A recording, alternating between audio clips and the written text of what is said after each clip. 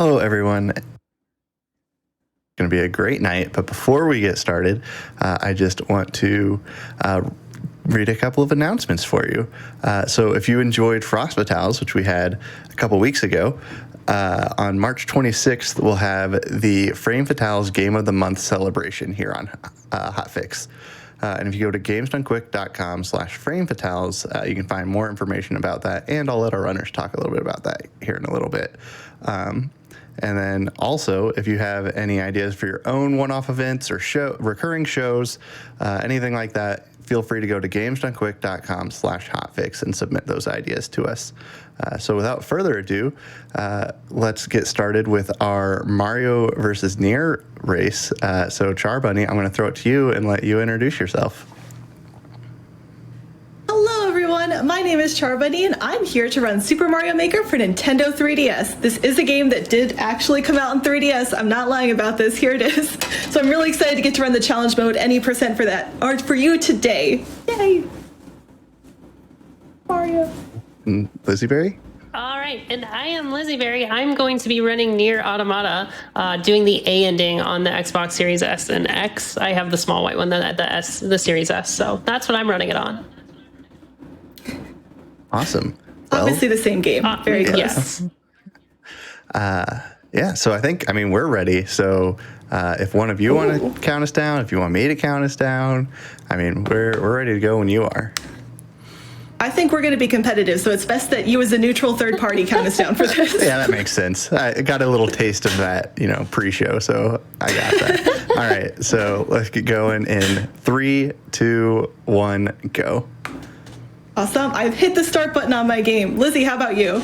I hit go. Everything that lives is got it. That's fewer letters, so you may be ahead already. We are perpetually trapped. So I'll take a shot explaining my game first. So this is Super Mario Maker for Nintendo 3DS. It's technically the story mode of this game. This game came with 100 built-in levels. 88 of them are part of the story mode that you'll see me running on my screen today. That's the plot. Princess Peach is kidnapped. That's it. That's the whole story. I know NieR has this great, story arc. People care so much, get very emotional. Princess Peach is kidnapped. So I hope you weren't expecting too much beyond that today on stream. What this game does... I'm honestly impressed that Super Mario Maker has a story at all. Right? I mean, this is pretty good for a Mario game. There is a story. Fantastic. And what these 88 levels will be in this air quotes story mode is going to be a combination of throwback levels from games before, as well as a bunch of new levels. And the intent of all these levels is to show the player how to create new and interesting Mario levels. So this one is one from the original game. Feel free to call out when you see the copycat levels in this game. The next one, will be our first new level where you'll get to see some classic Mario Maker stuff like toss a bunch of enemies on top of each other and see what happens, or let's hide blocks in the sky that are shortcuts for the player. So, even Nintendo does that. If you've ever gotten called out for including such fun mechanics in your own custom Mario levels, now you have the defense available of, hey, but Nintendo did it first. So this is our first example of these hidden blocks. Nintendo does nicely clue them with these coins so we can kind of find them a little bit easier, but that's kind of how this game is going to go. One other thing that I'm going to mention now while we're getting sort of everything started is that so far I've only shown you levels, because that's how the game works. I'm not picking them, I'm going in order. I've only shown levels that are part of the original Super Mario Brothers theme. So these are all levels that kind of look like they belong in the first Mario game. But there's actually 4 different themes in play for this game. We're going to have levels from the theme of the original Super Mario Brothers, from Super Mario Bros. 3, Super Mario World, and New Super Mario Bros. U. One thing that's important to call out is the physics of all of these levels are going to come from New Super Mario Bros. U. So even if you see copy levels, we may not be able to do the same strats that you've seen in the original speedruns of those original games. Here is the first time where I can show you a level in a different theme. This is New Super Mario Bros. U Mario. Look at him in all of his 3D action. Fun fact, even though this game is for the Nintendo 3DS, the 3D function on this game does not work. You just can't. It's always 2D. That's amazing. Go Nintendo. So classic. So here's our next throwback, level 1-4. One thing I'll be doing for race safety is I am going to be doing a couple of safety strats, so I'll be getting a mushroom here that we normally wouldn't. But one of the few elements of this game that is RNG is Bowser. He likes to be very trolly on this level in particular, so I'm going to do what we would do for the aisle and grab this mushroom instead. That should make my final Bowser pattern safe.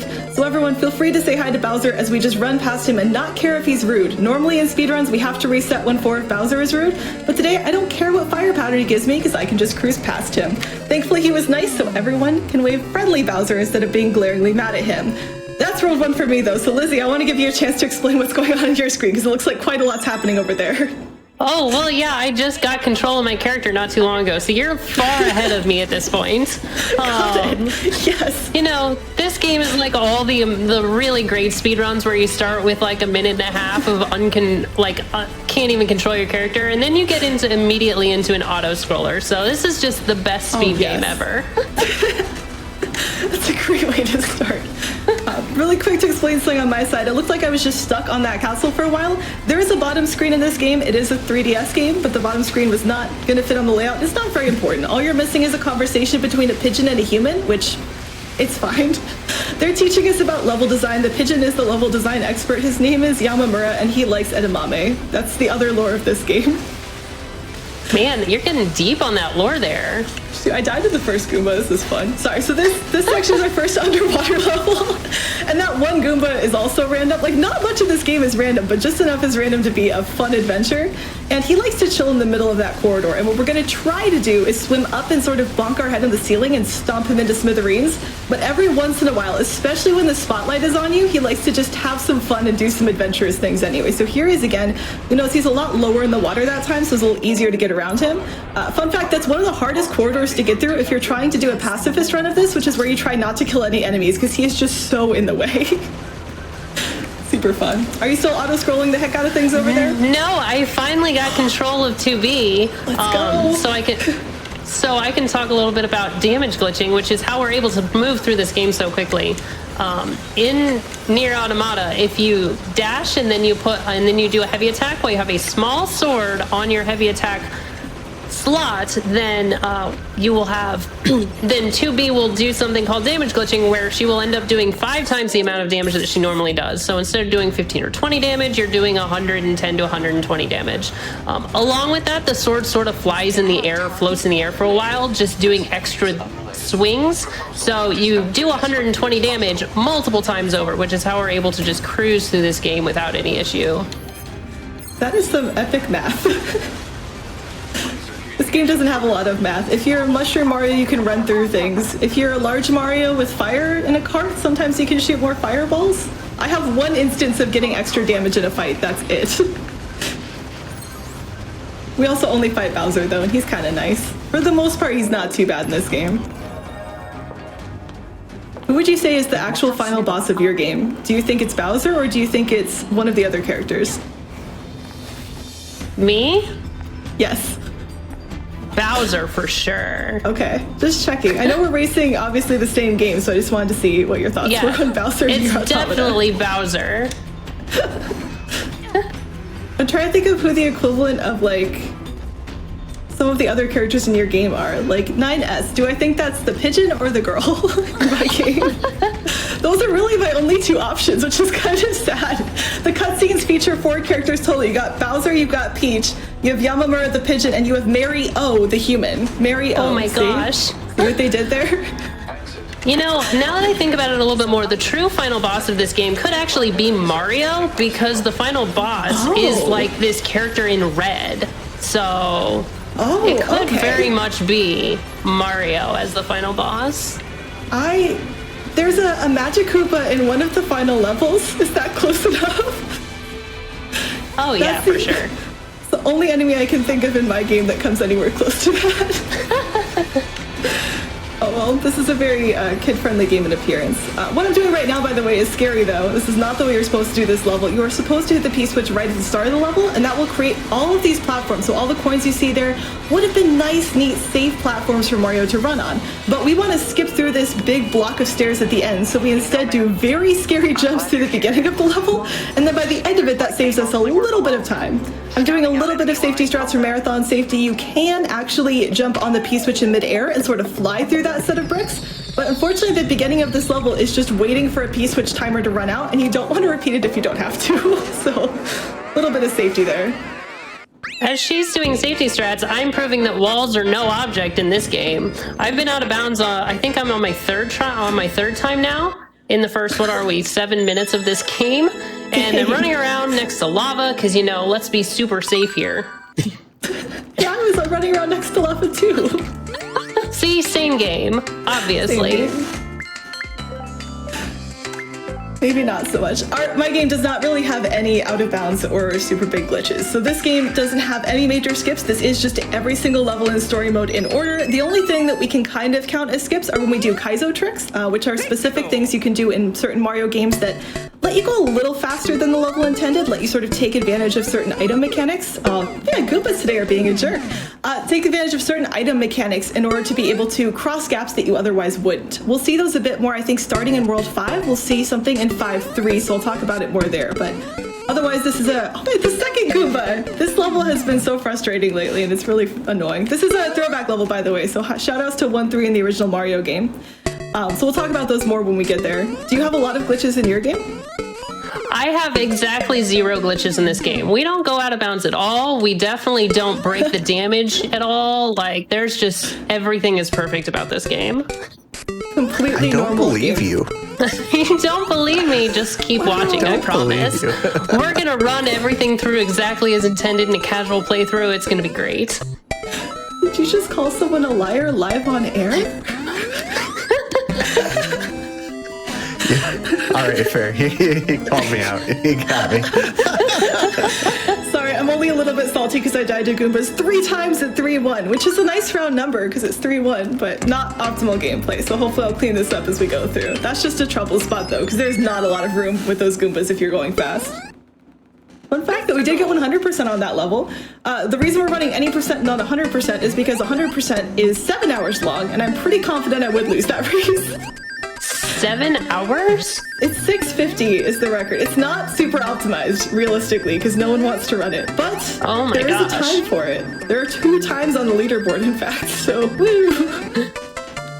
But the difference between running 100% and running any percent, besides having to do the bonus levels in World 19, which you won't see here, is that in each of these levels at the end screen, which I just clicked past, so sorry about the timing on that one, you can see there's 2 medal challenges per level. Each of these are sort of optional things you can do as part of running the level, and if you get both of them, that's completing the level 100%. So the ones here are, I think, to go through all 3 different pipes and make it to the end? Question mark? I think it says 3 key doors. The reason it says that is because, oh no, this is not key doors 1. I honestly don't remember what this one is then. This is fine. Oh my goodness, the Goombas today! Goombas not being your friend? No, the Goombas are being just incredibly trolly. This is the most Goombas I've had issues with in a long time. That's fine. Well, I'm like 2 minutes away from my really trolly fight, so we'll see if that happens to me too. Alright, we'll have to find out. There we go, this is better. We get a star because stars in this game are really fast. So even though you saw me wait for quite a bit there to get the star, I'm just zooming now that I have it, so it's always worth getting. But if you get both medal challenges, that's 100%. With any percent, medal challenges are optional. You don't need to get them, but sometimes you just will. Some of the medal challenges are beat the level fast, and guess what we do? We beat the level fast, in case you didn't guess. Just in case. We get to our first auto-scroller in the game, though, here with 3-4. This one is mostly just stay alive. What I'm going to do here is something that I don't normally do, which is I'm actually going to get the mushroom in the first room. I usually wait till the second room to get my mushroom, because you really don't need it for this first room. But here is Weird Mario. Weird Mario is kind of a nightmare creature, and I'm really sad they put this in the game instead of, like, Luigi, or even Waluigi. Oh gosh, I remember Weird Mario from the original Mario Maker. Right? It's just so uncomfortable. He just jumps higher, he does these little flutters. He's really awkward to control, which is the other reason why I don't normally get him in the first room. But as a treat for everyone watching, or as a nightmare fuel, in which case I apologize, I've decided to get Weird Mario for today, so, you know, yay! See, have you ever seen Weird Mario before? No, I haven't. That looks like something that belongs in the next race rather than in this race. That's right! Isn't the next one, is it Resident Evil after this? Yeah, it's Resident Evil 7 versus Resident Evil 8. So, oh yeah, he more definitely looks things. like the dad. Weird Mario is what? Is that Jack? No, is Jack the evil kid or the dad in 7? I don't remember The names. It's the Baker family, so it's the Baker dad is now Weird Mario confirmed. This is the lore you need to tell the Way next too spoofy runners. of games for me to play, so like...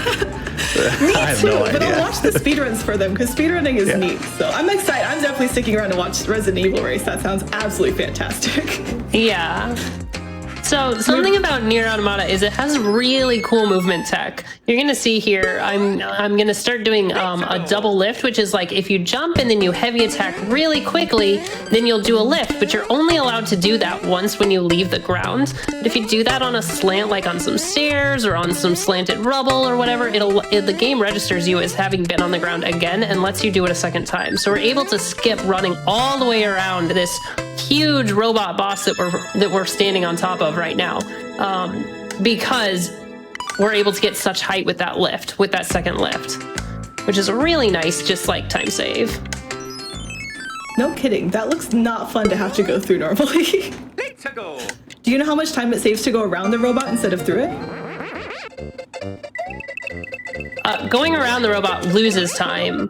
Oh, by about like doing the double lift gets you, like, saves you like 30 or 45 seconds or something like that. I haven't timed it in a long time, but it's a large time save because there's like several sets of stairs and there's battles in the way, and like it's a big time save. Has any video game ever done stairs well?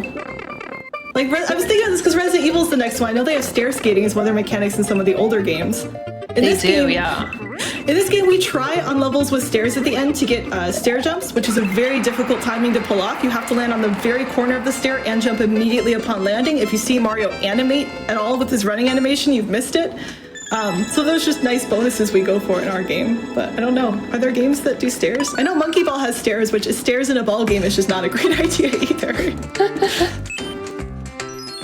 In case you were curious, Charbunny, my group of troll enemies absolutely fought me real hard there. So you dying to the Goombas 3 times, I'm right there with ya. All right, thank you, trolly enemies in Lizzie's game. I appreciate the assistance. We've got plenty more game to go, though. There's a lot. I'm still in my first 4 worlds, which to me is sort of the beginning/tutorial area. Right now, we're learning how the propeller works, so you can see there's a lot of trails of coins that were in the last level and in this one.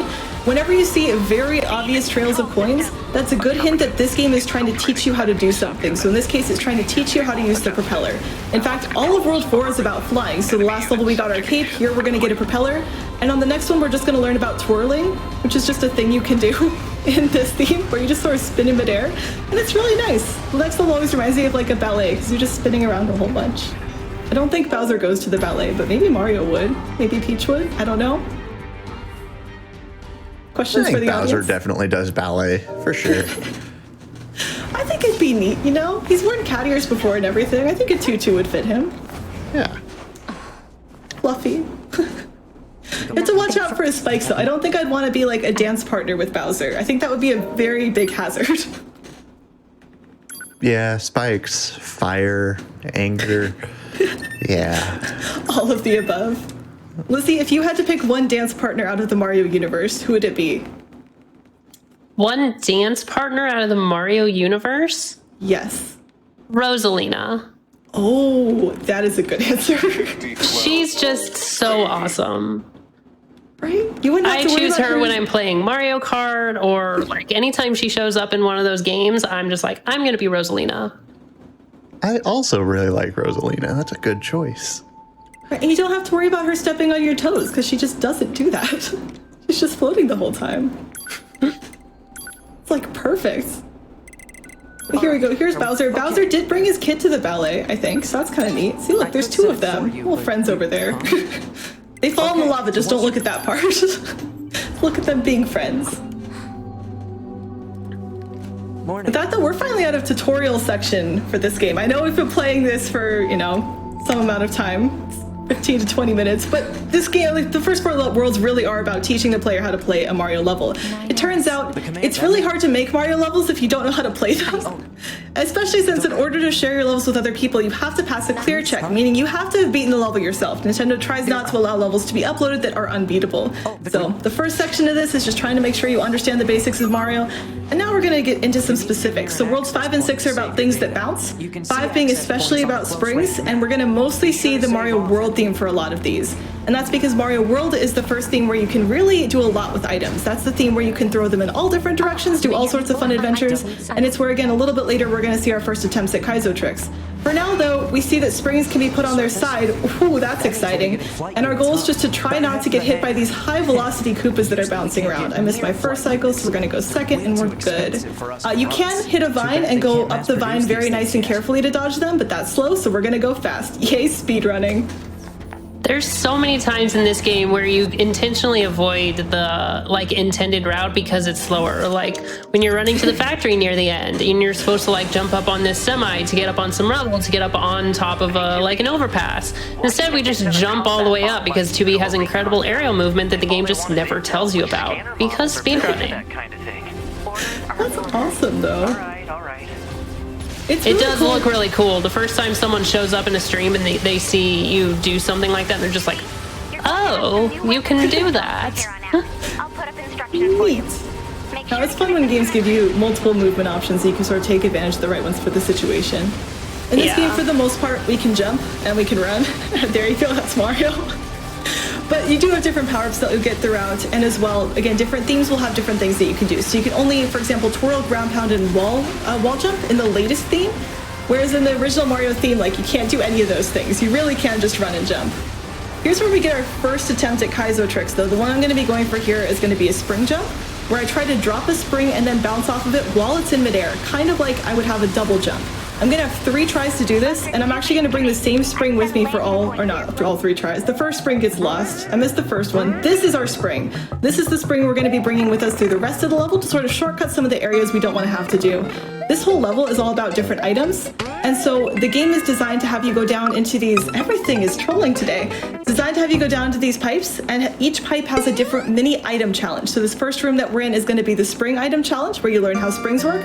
Second one would be bombs, or not bombs, sorry. Second one is P-switch, I believe, and it's really slow, so we skip it. Oh, I almost got the jump that time. I don't remember what the rest of them are, because we only do the first 2 rooms, and then we're done. Is that spring called the companion spring? That's what I want to call it, because it does remind me of the companion cube from Portal, because we just sort of hold on to it as a friend, and then we kind of ditch it right at the end. So, you know. That sounds about right then. Right? I mean, that's just par for the course for Mario, right? Because, I mean, Yoshi's a friend that you then just abandon at the end, so... I don't consider Yoshi a friend, but yes. We'll get to why Yoshi is not as friendly as you might think he is, despite his adorable appearance, a little bit later on. And if you're hoping for some classic "let's drop Yoshi in a pit to speed things up" action, oh yes, we have a few of those handy. There we go. All right, we only got 1 spring jumps. We did make it to the end of the level, so we're good to move on. How are things going on your side, Lizzie? Oh, things are good. We're learning about side questing right now, or maybe just really just questing in general, where you talk to someone and she's like, okay, now go like talk to other people because they like need help. And so that's where you learn about, you know, this is the game saying, hey, this is what quest givers look like with the little square boxes above their head. And this is what it looks like on the map when you have like an objective to go to. So it's just, the game's telling us about questing right now. Do we do any quests? We do. We go do 2. Well, there's 3 there that you can go do, and we do 2 immediately because that you have to leave the camp where you're at to go do them. The third one is really just go talk to this person, and they are like... They're like a knowledge person, so they can tell you about the different movement in the game or the different, like, various aspects of the game. And so it's really, you just go up to them on your return trip because you pass by them and you say hi, and that's all you really need to do for that one. So we technically do 3 quests, but really it's just 2. Go pick up some items here that are laying on the ground, and then go kill some enemies to pick up items also. And that's the various ways that you can get items in this game. So that's what it's trying to teach you. Are there any specific reasons that those 2 quests are beneficial to do? Like, are they required, or do you get some item from them? They are required to move the game forward, which is why I think that they're maybe not technically side quests, but really just like that's how side questing is done, right? You go, you talk to someone who has the quest marker above their head, and then you like go and do the quest and you turn it in. So like I think it's trying to tell you about side questing by way of doing real questing instead of like progressing the story. It's not progressing the story. It's teaching about side questing, obviously, but it's part of the main storyline, if that makes any sense. Got it. Yes, that does make sense. Thanks. The closest we get to side quests in this game are those medal challenges, and they just give you a shiny medal. If you do all 200 medal challenges, though, because there's 2 per level in 100 levels, the birds that show up in your level select screen get this cool bling, like really shiny necklaces, so it's definitely worth it. Oh, that does sound worth it. Right? I want a shiny necklace too, or a shiny medal too. Right? I think it's fantastic. So if you have approximately 7 hours to spare on this game and want to get all these shiny medals so you can have blinged out birds, you too can be that awesome. You know, I don't know the exact timing of it, but there is all endings in this game because NieR NieR and Drakengard games all have like a whole bunch of meme endings to them as well. And the all endings run is something like 5 or 6 hours. So, you know, we could learn the 100% of our respective games and come back and do this again at a later date. Yeah, Rich, how do you feel about an approximately 5 to 6 hour show sometime? Listen, we just have to talk to Nukes about pushing Ocarina Improv back. We could probably make it happen. Okay. We'll see. Nukes is a reasonable I'll keep it in person. mind. She's awesome. Yeah. I'm sure she won't mind. Maybe some other time. There's one ending in this game where if you eat a fish are lethal to androids, and so if you eat a fish, you're gonna die. And so that's one of the endings. Like you eat the fish, and then it gives you like a well, that was a mistake sort of line, and then rolls credits. And so us as the community have created, like I talked about this a lot during my Frost Fatales run, how a lot of the people in the community just aren't big fans of 9S. He talks a lot and he complains a lot and he just doesn't do his job very well. So one of the endings that we've made is the back roll ending, which is you go into the B storyline, which is 9S's storyline, and then you go and catch a mackerel and kill 9S with it. What the heck? That's amazing. Does the game like let you kill him? Why fish? What happens? What? Like, does the game end there and go, well, you clearly failed this mission, or does it continue?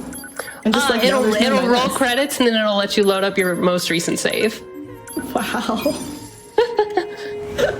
That's very dramatic. We do not have a kill Yoshi % in here. I did do a Yoshi's Are Friends run one time as a reward for a charity stream where I was trying to be really nice to Yoshi all stream, but because there's not actually a ton of Yoshi in this game, to fill the rest of the time, I just talked about Yoshi anyway, and I may have ended up trying to convince people to join a Yoshi cult, which I would not recommend. Please don't do that. So, that's our category. It's not real. Can't hurt you. All right, you just gained 15 seconds because I accidentally forgot to save, and I'm not sure if I run into another save spot beforehand. And I have to save to activate this to activate like the saving portal, so I can warp to it in 10 minutes. Got it. Thankfully, this game auto-saves. The most that I'm doing that's kind of like choosing to save would be if you get checkpoints in levels where they're not required, then that's for safety. If you get a checkpoint in a level that's not required and you don't have a mushroom before getting the checkpoint, complicated to say, you lose half a second. So anytime you get a mushroom in this game or another equivalent type of power-up, you actually lose half a second as Mario animates, you know, getting the power-up and having that happen. Some exceptions are the helmet that I'm wearing, which is fantastic because you can get it without losing time. And you saw I just got a second mushroom. Once you're already in a powered-up state, if you continue to get that same power-up, it doesn't affect you. So I did get a checkpoint on this level for safety because it is super duper long. It's very much not fun. It's just me bouncing like this for a minute and a half, 2 minutes. So we'll finish that up and thankfully we're out of here. Oh, I got something in my eye. It's not where they're supposed to go. Things are not supposed to be in your eyeballs. Generally not. Right? Especially when you're trying to bounce on those donuts there. I wish those donuts were edible. That would make that level better, but they're just not. They're just kind of bouncy.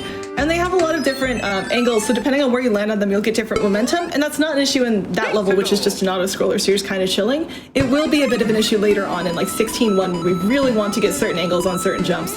Here though, we try to give Mario a concussion, which is obviously a great thing to do in a video game, because as you're sliding underneath this one-tile gaps, if you hit Mario's head against the ceiling, it actually makes him go a little bit faster. I don't know why, and it's kind of mean, but it's fine, because in the next world, we'll give him a helmet. So here's where we teach him that hidden injuries are bad, and the next world is where we go, but okay, here's a helmet for your head. And that's a whole world of just shelmets, by the way. Immediately after concussion levels, so. Very family-friendly game. Protect your head, everyone. It's important. It is important. Oh, it's still in my eyeball. Can it stop? Wonder, it might be a rabbit hair. I have 2 pet rabbits. They're unfortunately incredibly camera shy, so you are unlikely to see them today, but they are currently shedding, and so there's just a little bit more fluff in my household than there would normally otherwise be. They're precious and cute though, so it's worth it. One of the best things I ever did was follow you on Twitter because my timeline just began filling up with bunnies. Yes. I like them. They're so precious. They're really great. I'm not great at photographing them though. I want to get better at this. And it's kind of hard because bunnies, as you can imagine, aren't necessarily... They're hyper, right? Yeah, they don't sit still very well. It's kind of like trying to photograph a toddler, I would think. They're moving a lot, and good luck. Hopefully someone will be able to recognize that there was a rabbit behind all the fluff and movement on the camera. Right, got out of bounds there first try. That's one of my troubles. That's one of my trouble spots where it's really easy to not be lined up correctly, and you'll just like miss the out of bounds, and then you'll have to spend 5 seconds like trying to do it again, and that can happen over and over again. It's like in Celeste where you just like start like getting trapped in a death spiral. Yeah. One of those out of bounds you just did, it kind of looked like you just fell through the ground. I did. That was completely intentional. That was completely intentional, obviously. Why did that happen? That was an accident. So the intended strat is what I just did there, where you stand here sort of on the edge,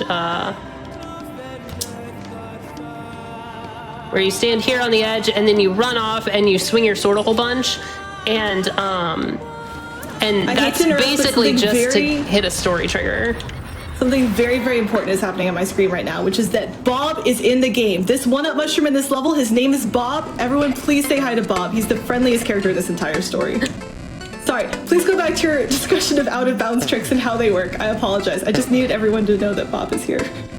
No, you're fine. So there's a lot of weird, you're gonna see a whole lot of just like, why did she go there? Why did she hit that movement? It's generally, that happens because I'm hitting a specific story trigger. In this instance, you go out of bounds so you can skip having to run around and talk to or chase after this robot that we're gonna kill here in just a few seconds.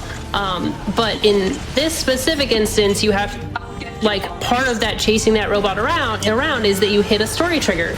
And so to get around that, you can just swing your sword off of the ledge, and 2B will sort of flutter around a whole bunch with it, and then you just do a quick jump at the end there once she stops like swinging, and you hit that story trigger, and then you fall out of bounds, and the game will reset you back to where you were originally, or the last known state of where you were on solid ground. So the first time I fell off was completely unintentional, but the second time was intended. Nice. Also, the movement being like you just throwing a sword and it like flying away from you and then flying back to you, like, can you imagine just like throwing a katana and it boomeranging back at you and you having to catch it? Like, no thanks, I don't want to move around like that. I can imagine doing that once before I never managed to do it. Yeah, one time. It's not something I think happens a second time for me.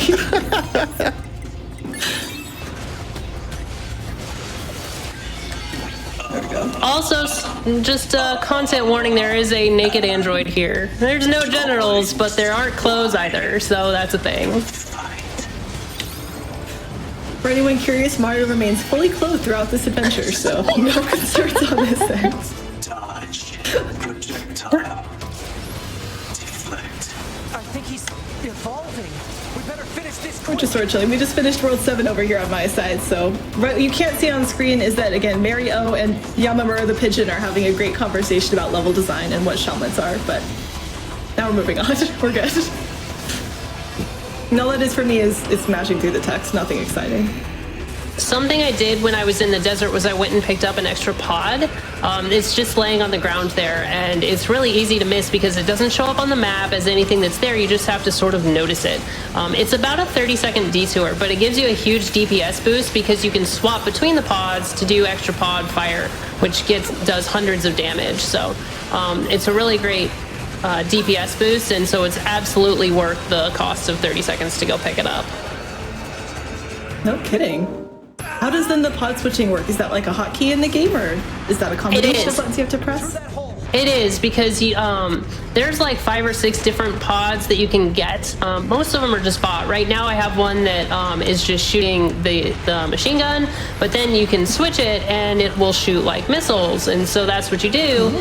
But they all have the same pod program, which is another button that just fires this big old laser. And so you go and you pick up the second one, and for whatever reason the devs it was unintentional, but if you hold the button for your pod program, then the second pod will just show up and also fire, but it won't actually use that pod's charge. So then you can switch to it and get another shot off. So you get 3 shots for 2, which is a huge DPS boost. That is very neat. We don't really have any sort of switching. I don't think there are any pods in this game. I am taking a slightly slower route today. I missed the switch to the top sections. There's 2 routes in this particular level. The subworld is the one that looks like the overworld, and the overworld is the one that looks like the subworld. So that's not confusing whatsoever. It's about a 1-second difference, so it's not a very big deal to switch between the two. The difference is I did get this power up though. This is a safety power up, meaning that it's not required. I did lose time getting it. But as you can see, it's a useful sort of power-up to have for this particular section of the level for hopefully obvious reasons. This is not the sort of section where you want to be falling at the end of what is one of the longer auto-scrollers in the game, so nice little safety strats here. Oh no. Oh no? Yeah, I'm sort of stuck in, I'm not stuck, but I'm messing up this skip that I'm supposed to be doing. There we go, that looks better. Nice. There we go. So when I turned on the save spot earlier, you have a whole circumference of where you can save around that save spot, and so you don't have to be right next to it to save it. And in this one specific instance, you can go out of bounds as you're leaving an area, and then save in its you can make your way while you're still out of bounds into its save circumference, and then save and load. So it warps you back to the to the desert camp here, which is a huge time save because this game is timed without loading. Oh, okay. Maybe we should return to the resistance. My game is timed with loads only because it's unfortunately incredibly difficult to calculate them to remove them. Yeah, I don't know how the mods do it. Most of the runners of this game run it on PC, where we have an auto splitter. So the timing is like paused on the loading screen anyways.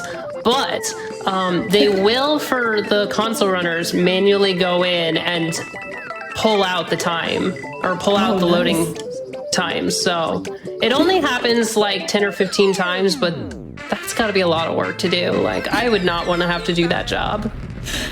I would agree. So for our community, there is one category in this game that does have load times removed. It is 100 Mario Easy. What I'm playing is a set of levels that Nintendo published as part of this game. It's incredibly set. There's no randomness in what levels I'm getting, but there's an alternate set of categories around 100 Mario challenges, which is when you play the more like Mario Maker thing you might think of classically, which is random people from the internet's Mario levels.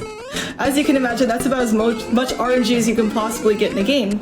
But the 100 Mario Easy Challenge, which the record for that's like under 4 minutes, is the most popular category of this game. We also do, as mods, manually remove load times from it to try to make at least one category in this game accessible, because there is a huge variance in load times between whether or not you have a new or old 3DS or a 2DS, whether or not you're using a physical or digital version of the game, whether or not your SD card is a new SD card versus a different SD card, how your internet connection is, because why the heck not, game? Oh my goodness. So fun. For that one, we have to remove about 36 load times per run, but they're thankfully pretty short. So it does take some work to do, but we tried to at least have one spot where that was the case. This category, unfortunately, would have over 350 individual loads. And so we're not doing that for this one yet. Holy moly, that sounds wild. There's 4 loads per level, basically, in this game. Oof. They're short, but they're there. One of them is Yeah. like really secret too. So there's going from the map to the lives to the level like course clear screen back to the map, and then right there, you couldn't see it, the level will actually freeze between the time that the jingle for the level ends and when the map or the course clear sign comes up. That level freeze is the most rude time ever because it's near impossible to measure without like visual cue, and we had to do math, actual math in a speedrun to get all the times for that so we could do the calculations accurately no matter what. So, yay! Actual math in a speedrun, that sounds almost as cursed as having to run left. Just you wait. We got about one world to go before we start to have some more cursed Mario action. To be fair, I think you did some math at the beginning of your speedrun too, so I felt like maybe the audience would be up for some math even though it's a Friday afternoon. Well, there is math involved in what the numbers change to, but all I really pay attention to is if the bit numbers are bigger than they're meant to be. If I'm doing 100, 200, 300, 400 damage, I'm doing it right. Nice. The only level in this game where like the game wants you to think about numbers is I think 12-2, which is the only game where the only level where the medal challenge is to get a high score. We'll talk about that when we get there, but that's the only time you have to actually look at the numbers in your Mario game. So mostly we're pretty chill. I thought there was one where the medal challenge was to get like get like 100 coins or something. Conveniently, yes, yes, that is an absolutely true statement, and conveniently, that's usually all of the coins. So for the most part, you don't really have to count, and the game will count that for you, so it's kind of nice. Okay. I just died in a really unfortunate spot, so oh no, mistakes were made. I have like a 2-minute run back. Oh hey, there we go. I'm in another auto-scroller. This is the first airship from Super Mario Bros. 3 recreated in this game. It's a great time to point out that not everything from the original games were ported into Mario Maker, so where you should have had certain like plus sign shaped cannons, we instead get like just 4 cannons kind of stacked together. And instead of Boom Boom, who is not in this game, we get Bowser Jr. But they also for some reason made Bowser Jr. skippable, so we just kind of don't fight him, because why would you? And there you go. We don't have any of the Koopalings in, sorry, that should have been a Koopaling, I guess. We don't have any of the Koopalings in Mario Maker 1. They did add the Koopalings as an update in Mario Maker 2, so if those are your favorite characters in the Mario franchise, you want the second version of this game, not the first one. But they did a good job. This for first try at a game. This was pretty good. I mean, it's not like this is the first Mario game Nintendo has ever made, but like, still, it's pretty good. I like it. They may know a thing or two about level design. This one always reminds me of Luigi's Mansion, by the way. Just look at this. There's like things in paintings that are attacking you. There's like ghosts everywhere. This is one of the levels that was designed to show off how you can use objects in this game to create aesthetically pleasing levels, more so than it was designed to show off any specific mechanic. Like this level does show you how boos work. You'll very much learn how boos work if you play through this level normally. But for the most and part, they made like, a boo out of the blocks there too. Right? How fun They is did that? There's a chain shop level earlier that we went through that does the same thing, where it's like, this is the enemy you should know about in this level. How can we make it as obvious as humanly possible? I like that one a lot, partially because Luigi's Mansion is my favorite game. I think that's one of the games that was in the Game of the Month marathon. See, Average, you mentioned there was the Frame Fatale's Game of the Month marathon coming up at the end of the month? Yeah, that's right. I think Luigi's Mansion is like maybe the second game on the first day. It's going to be in there. I'm really excited because I get to commentate for 2 of the games. The first one will be Pokemon Snap, which is just, it's a Pokemon game. You take pictures. It's so fun and cute. And then the second one I get to commentate is a game that obviously everyone's heard of called Waluigi's Taco Stand. Right? That's a classic. Everyone had that when they were a kid. Everyone loved that game. Right? Who wouldn't like Waluigi gathering taco ingredients to pay off a crippling gambling debt? Okay, I was about to ask you what the game was about, but you beat me to it. That makes sense. All of that checks out. I have no more questions whatsoever. Obviously, right? That explains everything. So if you're interested in seeing that game in action, Geneticist will be running that one for the Game of the Month marathon. I'm very, very excited to be able to talk about that one more. But for now, we're back in Mario. This is one of the levels where if you look at the pipe that I just passed at the top of the screen, I didn't quite talk fast enough to get there in my words ahead of time. This is actually one of the levels where there's an alternate route between our individual levels and our any percent categories. So our any percent categories are timed in RTA or real time, meaning that the timer that you see on screen is what my time is right now. ILs are actually timed in in-game time, meaning they don't have loads, which is nice. and that you actually go off of the in-game timer. That also means we have a lot of tied ILs because the in-game timer only advances once a second, so if you're anywhere within that second, you're good to go. One of the reasons we have different routes for some of them, though, is because in certain levels, there's a sub-world route that's like a shortcut. It's intended to be a shorter, faster way through the level. But, and while it does save time and in-game time, every time you enter a pipe, it's about 3 seconds. And so if you take a sub-world route, you're losing about 6 seconds total of real time. 3 seconds in, 3 seconds out. Now, if your shortcut only saves you 5 seconds, guess what? You're still losing a second overall. So that's why we have some levels that very much have different routes based on whether or not you're going for the individual level time or you're doing what I'm doing here and going for an any percent time. This level actually kind of is one of them. Not really, but fun fact on this one, it is an auto-scroller, but if you are large Mario, specifically on this level, you will hit the ending flag exactly 1 frame sooner than if you are small Mario. And that is That exactly sounds worth it. It's unfortunately not, because it takes half a second to get large Mario. But it was very stressful when I was trying to tie the IL on this, and I couldn't figure out why I was losing time in an auto-scroller. And it turns out I just needed to get a mushroom when I was trying to be fancy and not get one, and that was it. You can also alternately get all 5 coins in this level, all 5 red coins, go through a door at the end of the level that will scroll the screen ahead a little bit, and that means you can run to the flag instead of sort of like waiting for the screen to scroll to it. You'll notice I'm getting all the coins. That's not because I'm taking that route. That's also slower because door transitions are 1.5 seconds.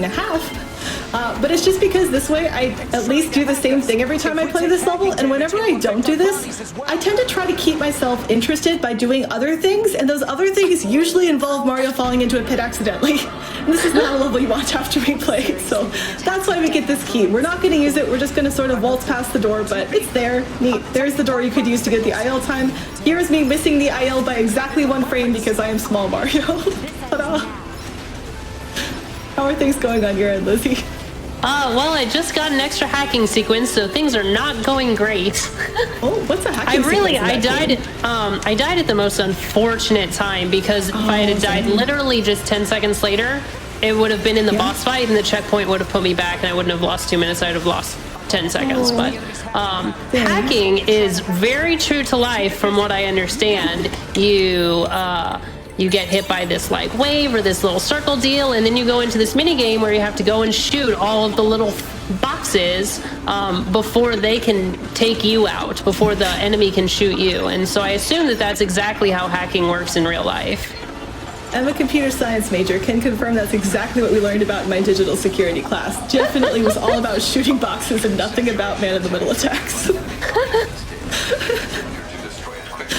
This is super educational. I bet people thought they were going to come here and just get fast speedruns. Weren't expecting all this math and all this other educational content on Friday.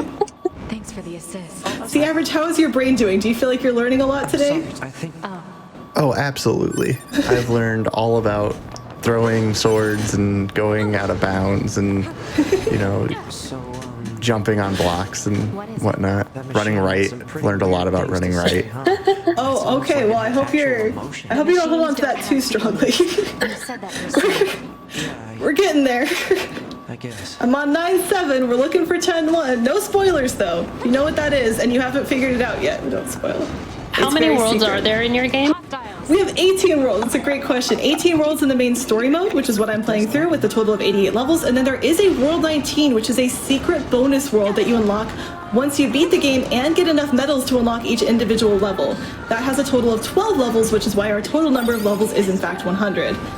There is not a great category right now that's in between 100%, which does do all levels, and any percent which doesn't have to get the medals. So I have my own made-up category that I run sometimes for fun called All Levels, where I just go out of level select and do all 100 levels because I wanted World 19 to be there, but I didn't want to do 100% again. It's a great reminder though, if you're like looking to get into speedrunning and intimidated by the categories that are out there, you can always make your own. The first air quotes category that I ran in this game was called Worlds 1 through 4.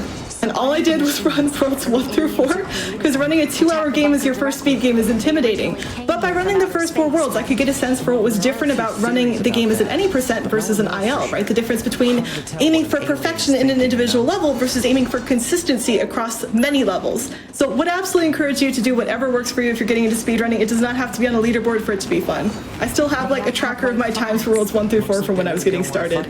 Now I do just run the full game because that's my favorite category, but you can start from wherever. Yep, I have my own category as well, where I leave 9S in the copied city, and that's another one of those meme endings where you leave the battle arena after you kill the boss, but before you rescue 9S, and it says 9S waited for 2B for decades, and she just never showed up again. Wow. And that's my favorite ending, and so in my head, that's where my run ends every single time.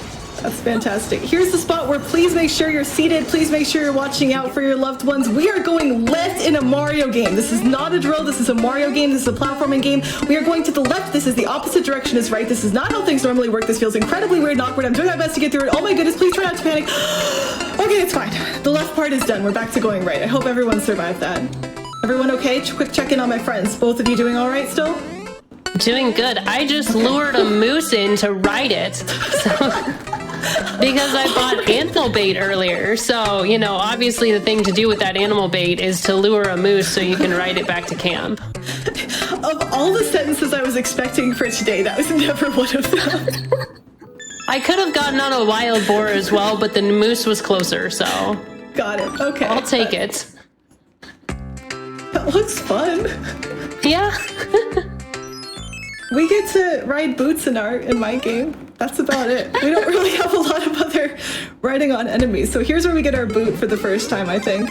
And this boot just like hops all the time, so it can be a little annoying to control, but it's nice because it can shoot ghosts out. Like if you ground pound in boots, you get to shoot ghosts out. I don't know if you've ever tried that at home, but you know, it definitely works 100%. We're gonna use this boot to do a little bit of extra jump. When you leave a boot, you actually jump out of it, which is nice because you can jump with the boot and then jump out of the boot in midair, giving Mario another type of secret double jump-ish thing, which of course is useful in a platforming game when you just want to go up and jump everywhere. We did take some damage, so we get a backup boot as well. We get multiple boots in this level now, and that's because the ending of this level is Hammer Brothers. Hammer Brothers in this game are one of the other few sources of RNG, and you really don't want to wait till the end of the level to find out if you win or not, because if you die, you lose a lot of time. So instead what we do is we get an item like a mushroom or a boot, and then I can run through these Hammer Brothers without having to care how aggressive they are, or what they're doing, or how good their aim is. We're just done with the level all the way through. Are you still riding a moose? I'm just like really curious about this now. I'm not. Now I'm shooting friendly robots. Oh. And killing the story quest giver. So let's just come down here and save and then reload. That's okay. For us, this is one of our, I think it's the first time we see a Mario World level in this game. There's not too many of those. This would be where we could get Yoshi for the first time, but we're not going to do that because Yoshi's not super fun. We'll talk about him a little bit more on the next level. For now, this one we just get to sort of run through. One thing I'll call it that I don't think I've mentioned yet is that a major difference between this game and a lot of other 2D Mario games is that you do not carry power-ups between levels. Every level you start over as Small Mario, and some levels will give you a power-up right at the start, but nothing carries over. So unlike a Mario World speedrun where you might just get the cape and get Yoshi and try to keep them for as long as possible, in this game on every single level I have to restart from nothing. That's nice because it makes it very straightforward to practice. You never have to practice multiple entry stages to a level. You just practice the level and that's it. On the downside, you're always one hit from death when you start a level, and that can make this game a little bit dangerous. That's why you see so many deaths early on in the run with all the Goombas. Every single Goomba is deadly, which is a little disappointing. But here we do actually use Yoshi for the first time. Sorry, Lizzie, did you say something? Well, I was going to say, the reason I was shooting robots is because everyone in this game is really chatty. They want to tell you about the story and what's going on in the world, and we've found a whole lot of really creative ways to interrupt that conversation so that we can just move on because speedrunning. And one of those is in that specific instance where you're in this town full of friendly robots, and if you've noticed throughout the game we've been fighting robots, so friendly robots are sort of an anomaly, and So if you just give them a quick tap with like the machine gun, they'll take some damage. They'll go, "Oh no, I'm friendly, don't shoot me," and then that's faster than the entire conversation that plays out.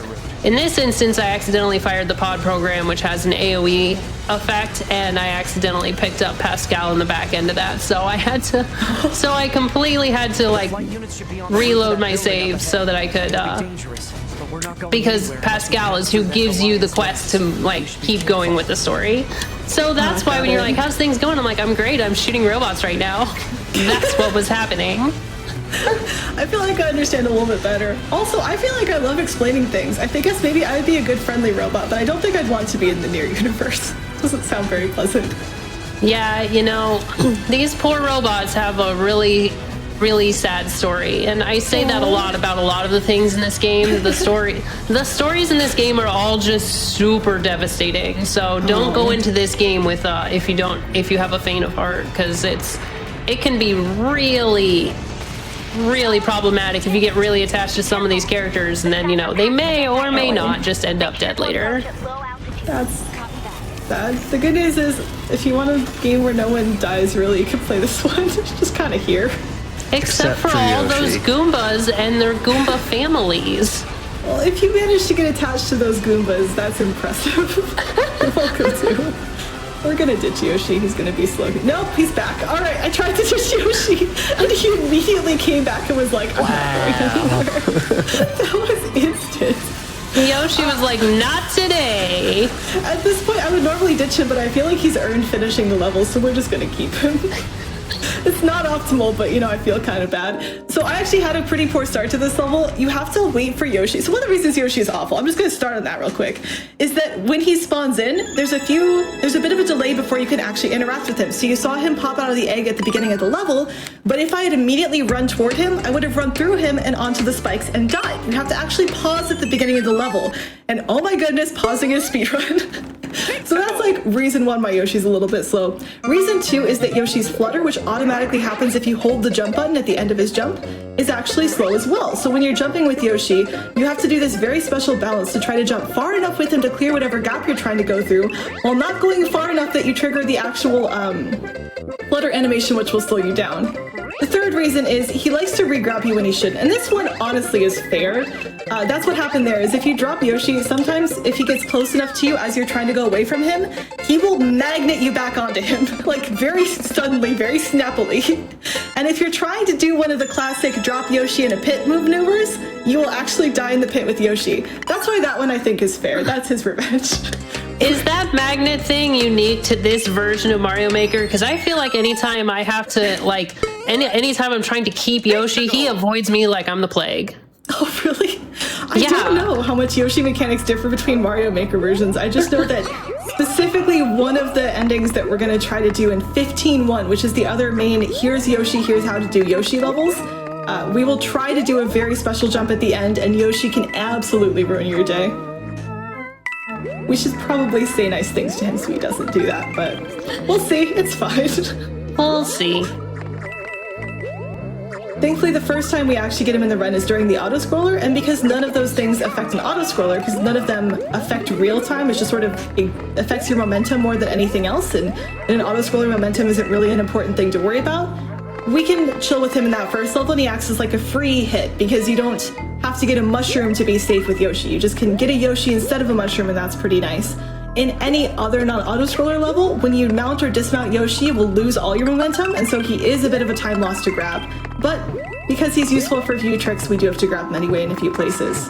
Or he's just required because Yoshi's feet are very, very strong, surprisingly, and he can walk on spikes. And I thought for a while this must be because he's wearing shoes, right? Yoshi has those obvious shoes on his feet, and so that could explain why he can handle the spikes. But like, look, Mario's got feet too, he's got shoes. Mario should be able to walk on the spikes, same thing. So either Yoshi just has a really, really good shoe dealer, or there's something else going on that we don't know about, and I think it's the second one.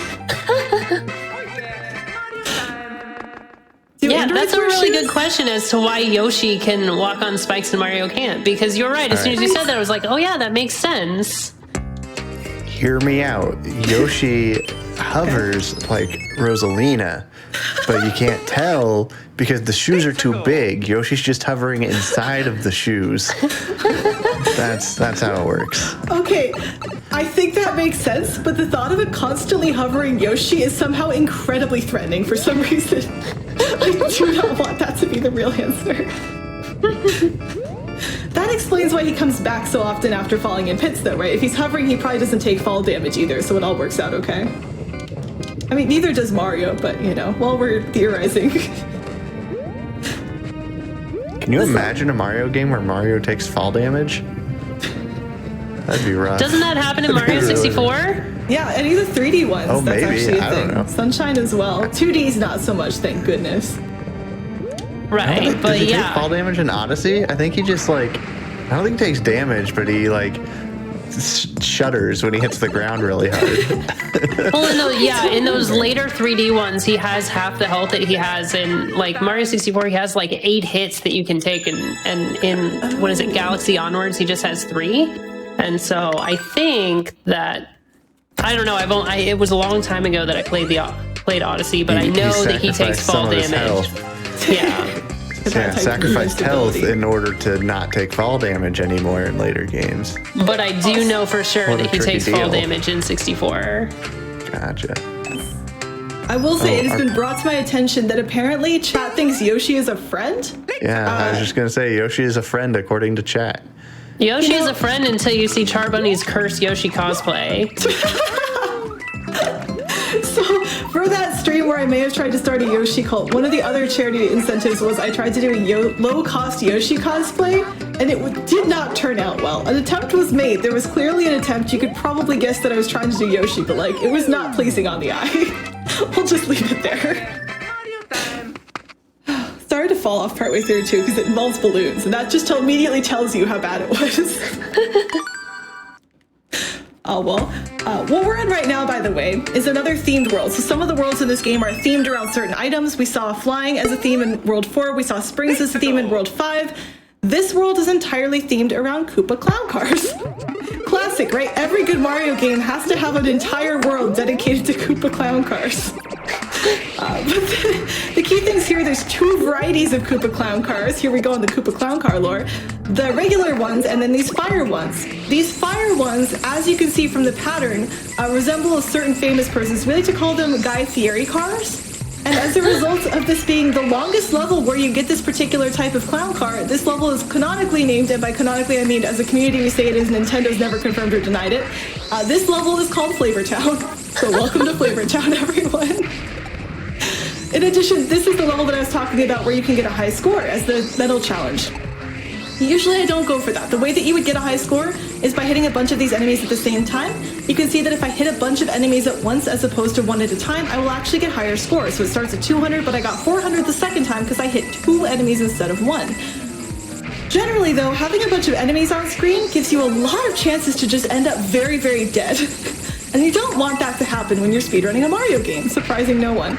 So what I'm going to do in general is just blast the heck out of all the enemies. At the very end of the level, just to show you what this is supposed to look like if I'm not constantly spamming the fire button, I will let the final set of enemies all spawn on screen before I start taking them out. It's very chaotic, but it does look really cool, so we have that to look forward to. We got a little bit more actual gameplay before we get there, though. It's also just a long auto-scroller. This is also the level where I get to use my special damage up moves. You'll notice that if I am Fire Mario in this car, I get to shoot 3 fireballs at once. If I'm Small Mario, I only get 1 fire, if I am in a non-fire suit, I only get 1 fire at a time, so it's a little bit different. And then if I charge a shot, it will actually do a larger fireball that will go through enemies and do more damage. Here is what this level looks like if you don't constantly defeat all the enemies on screen. Little bit much. This is how you get a high score, though, is by specifically doing that challenge. Here, though, we get to fight Bowser. So the goals for this fight are in order to multiply our damage. We want to be Fire Mario, because now we're doing 3 times the damage. We also want to be shooting large fireballs. I honestly forget how much more damage they do, but it's a lot. I don't remember if it's 3 or 5. So all we're doing is we're trying to dodge around Bowser's fire and hit him with as many charged fire shots as possible. You can still finish that fight if you lose your fire flower, but it is very important to try to keep it because, again, that's your key to tripling your damage. This is, again, the only time I'm going to talk about math for damage in my game compared to Lizzie's game, which seems to involve a lot of damage math, but it's a neat level that they included, so I like this one a lot.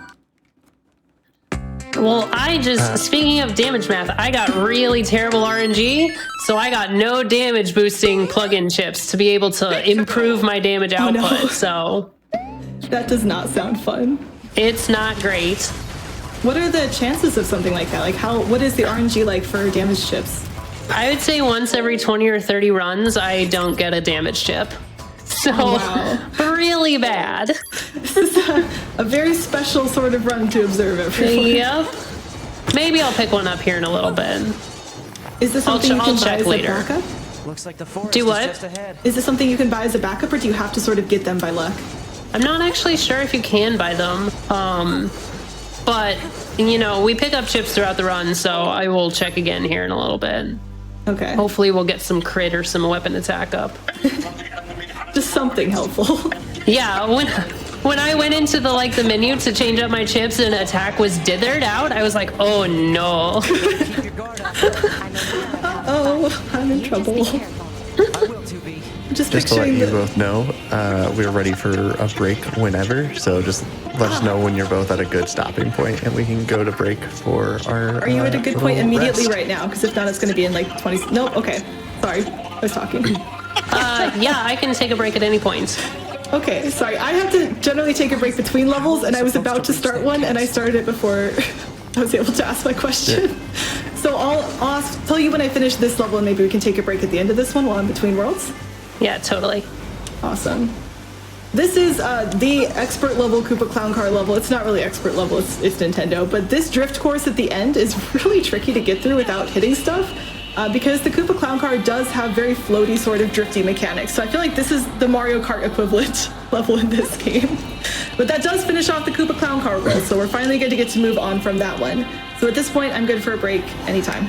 Anytime. All right, 3, 2, 1, pause. Paused. Great. All right. So, chatters, most of you probably know the drill by now, but we're going to take a quick little wellness break, get some water, stretch, do all those things that keep us nice and healthy so we can play video games fast. Then we'll be back to finish this race. So don't go anywhere. All right, everyone, welcome back. Before we get back into this race, I'm just going to read a couple of announcements, some reminders. In case you missed it, SGDQ dates were announced today, and you can go to gamesdonequick.com and see all of the information you need about SGDQ, when it's happening, when game submissions are, all of that good stuff. Also, if you're watching this on YouTube right now, you can go to twitch.tv/gamesdonequick and watch our live content, and that starts weeknights at 7 p.m. Eastern and weekends at 1 p.m. Eastern. Also, if you're just now getting here and you want to see the first half of this race, you can go find that on YouTube. And then, I'll tell you that if you're watching on YouTube, you can come here and we'll just get in this nice little loop. It'll be great. Anyway, now I'm going to let our runners take over again, and we'll finish this race between Mario and NieR. All right, do you want to count us, or Lizzie, are you ready? I'm ready whenever. All right, Sierra, do you want to count us back in? Yep, sure. All right, 3, 2, 1, go. All right, so I technically waited a little bit longer than that because I realized when we paused it was during a cutscene, and so that technically advanced my game further than it should have been. So I paused, so we're back to normal again. The sportsmanship, wow. Yeah, I would not have said anything and just kept going. Part of that's because it's entirely off screen. So the bottom screen, the real purpose of it in this game is just menuing, and then on those castle screens that you see me sort of be on for a while, that's where the conversation happens between Yamamura and Mary L, where they're teaching us about level design. So you'll hear the little clicks if that audio is on, where like they're talking back and forth, but not too much else is happening. The other things that's useful to know about the bottom screen is it is how I'm navigating to the next level in a lot of cases. So between levels, when you see like how many lives I have, that one I just have to press the A button to continue. But after each level, I have to press the next button. The next button is actually an on-screen button. And in this game, we do use touch controls for menuing. The reason being, touchscreen controls are the default for menuing. And so you'll see that on this next screen, except you won't because you can't see my buttons. But like, know that I'm frantically actually tapping a stylus against my 3DS right now. And if I were Good thing to do, those 3DS screens are durable. right? They stand up to a lot, which is good. The reason we do that is because in order to switch on button controls, you have to press a button first, and then it will let you hit the button afterwards. You actually have to do 2 A presses. Oh, wait, this is my die 5 times level. I'll explain this in a second. You have to do 2 A presses to get the equivalent of 1 touch commands. That's why we do this. Here, I'm going to intentionally die 5 times. This is the only time I'm going to do this, and it's because it's a later stage 2D Mario game, and what that means is the game really, really wants you to finish the game. It wants you to be helped. And so if you die 5 times or more, the game will start offering you an assist item. An assist item could be anything from the really trolly option of just giving you a 1-up, which is kind of like the game saying, yeah, just get good, to stars and P-Wings and other things that could just be incredibly helpful. In this particular level, it's going to be a star after 5 and a fire flower after 10 deaths. Ideally, we don't get to 10 deaths. We just get the star. What this level is normally is a double escort mission, where I would have to do 2 auto-scrollery sections of escorting a random thing through this whole section. This first section, it would have been a P-switch. The second section, it would have been a muncher. But by getting this star and being very, very careful with it, I can actually get through both barriers that I needed to have unlocked. The reason I'm nervous, I'm just gonna focus for this really quickly. There we go. It's because your star runs out on about the same frame that you hit those final Bowsers. So if you make any mistake during that level with the star, you will not finish it. If you at all bonk, if you at all run into the muncher beneath the Bowsers, that's too far back. It doesn't work. You have to hit the Bowsers directly. So a little bit nerve-wracking, but that is the only time we used assist item strats. At any other level, it is just too slow to die 5 times, or the assist item isn't useful. I see. So yay! Stay sharp and head back to the resistance. Intentional deaths in a Mario game. Check on our consciousness data and resupply. I assume NieR actually has a little bit more death warping than this one would. Does it have any death warps? There is a single death warp in this game.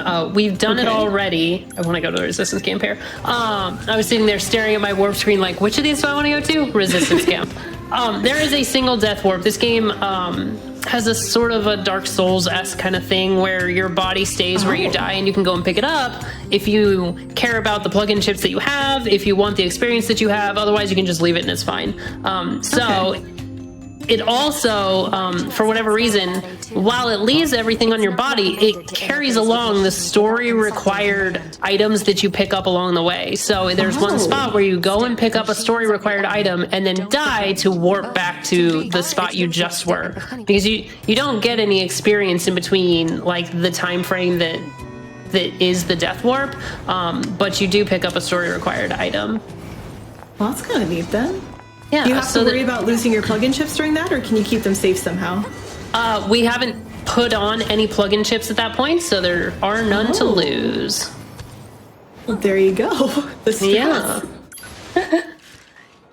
Everything is very well optimized in this game. It's the world record is actually using... That didn't work. The world record in this game, there's a specific category for it that uses a mod that guarantees the RNG because the game is so optimized that that's the only way that you can truly get to that number is if you take RNG out of the equation. That's pretty impressive. Yeah. This game's world record is like not too bad, but we recently did a community best run for Mario Day. And what that means, if anyone doesn't know, Mario Day was March 10th, because if you write MAR10, it looks like the word Mario. Neat. And so for that one, what we did is I took one of my runs and I removed all of my own gameplay and replaced it with the fastest video from the community. So whoever had the fastest level, I replaced it with their run. This was entirely just to see how fast it would go. This would be a very cheated speedrun if I were to try to submit it. It would have been very obvious too. But what was really cool about that was seeing just how much further we can go from our current world record to that time. So I think our current world record is like a 148.5-ish. And then the theory best time was a 143.42. So it was kind of neat just to see like, so So here's what it looks like if we get all of these tricks that are nearly impossible to get in a real run. That was a really cool stream to watch. Oh, thanks. It was a lot of fun to put together and get everything sorted. I thought it was really creative. Yay.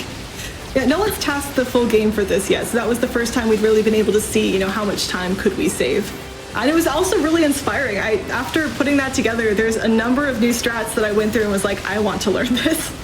So if you've watched me do this run before, there's a couple things you might spot that work a little differently just because we got faster strats. I actually had a whole post-it note of things I wanted to go back and practice before today's run. Like 20 of the levels in the game. But it's been a fun week of practice. I am now in the officially longest auto-scroller known to man, or Android kind. It's something like 12 or 13 minutes. Oh, fun! Yeah. What do you normally do during that? Like, read chat. That's your time to read chat. Have you ever considered like trying to author a novel during that? Like, you got a good shot. It could work if you didn't have to kill like 100 robots in the process. Aw, dang. And there is like a boss fight that you have to go through 3 times, so there's things to do, but for the most part, it's just auto-scroller. It's not the most fun things to do. Well, my longest auto-scroller is significantly shorter, but it's still 3 minutes and not very fun. That'll be at the end of the next world, so we'll see if I reach that by the time you finish yours. So exciting. Yeah, for mine, we just finished World 13, which I like to call the evil world because there's a whole heck of a lot in it that just kind of wants to murder you. It's got jump scare chain chomps, which is a thing that why? Just why? Why do you have chain chomps popping out of the lava straight towards Mario's face? That belongs in the next Resident Evil games, not ours. What are we doing here? Between that and Weird Mario, you're getting a great preview of the horror section of this show. Yeah, between those two things and then like the entirety of Majora's Mask, I'm pretty convinced that Nintendo just makes horror games disguised as non-horror games. I think that's a true statement, right? I think that when Mario Odyssey came out, a lot of people were talking about that being a horror game too, because the idea of like taking over someone else's body without their like knowledge. Oh, and yeah. just like capturing them, that's kind of horrific when we phrase it more neutrally than just, oh, we did a capture, yay, sparkles. I actually love Mario Odyssey though, because like, 1, it's a Mario game, I'm very much a fan of Mario games, and 2, it has so many bunnies in it, it's incredible. If you couldn't tell by my username Charbunny, I absolutely love bunnies, they're the best things ever, and so any games that have lots of bunnies, even if they're technically evil bunnies, I'm still a big fan of. It's been a long time since I played that game. Do the bunnies learn their lesson to become good bunnies by the end of it? No, they're still always grumpy bunnies. Aww. But there's like 2 types of bunnies in that game. So you have the like evil group of bunnies that's sort of larger, more defined, more individualized rabbits. And they each have different names and everything, and those are sort of the bosses that you'll defeat multiple times, besides Bowser, who, spoilers, is a boss in Mario Odyssey. Who could have guessed that? And guess what? He captures Princess Peach in that game too, so just very parallel stories between Mario games. I know, really wild concepts. But there's also little small bunnies that are closer to like Mips from Super Mario 64, if you remember that game. So there's little bunnies that you can run around and get moons from, and the best part of all of Odyssey is if you get to the dark side of the moon, there's just bunnies everywhere. And when I got to that point in my game, all of my gameplay stopped, and I spent a solid 15 minutes using the in-game camera feature to just take pictures of bunnies. Oh, that's fantastic. amazing. I was so happy. There's a lot of good moments in Odyssey overall, but I particularly am fond of that one. Yeah. We just made it through 14-2. 14-2 is a scary level because those Buzzy Beetles are falling down from the ceiling. So all of your jumps are just way tighter than they should be because you've got a ceiling and a floor to worry about and just lots of enemies. This one teaches us about crushers. It'll start us in an underwater section where the crushers move slower so you can sort of get used to their patterns, the fact that they go out in and then out and then out and then in again. But unfortunately, because they are slow, we're going to try to skip them as much as possible. So we're going to be doing a couple damage boosts here. Damage boosts, again, have to save at least half a second to be worth it, since it does take half a second to get the mushroom, but in this section, the crushers just really are that slow.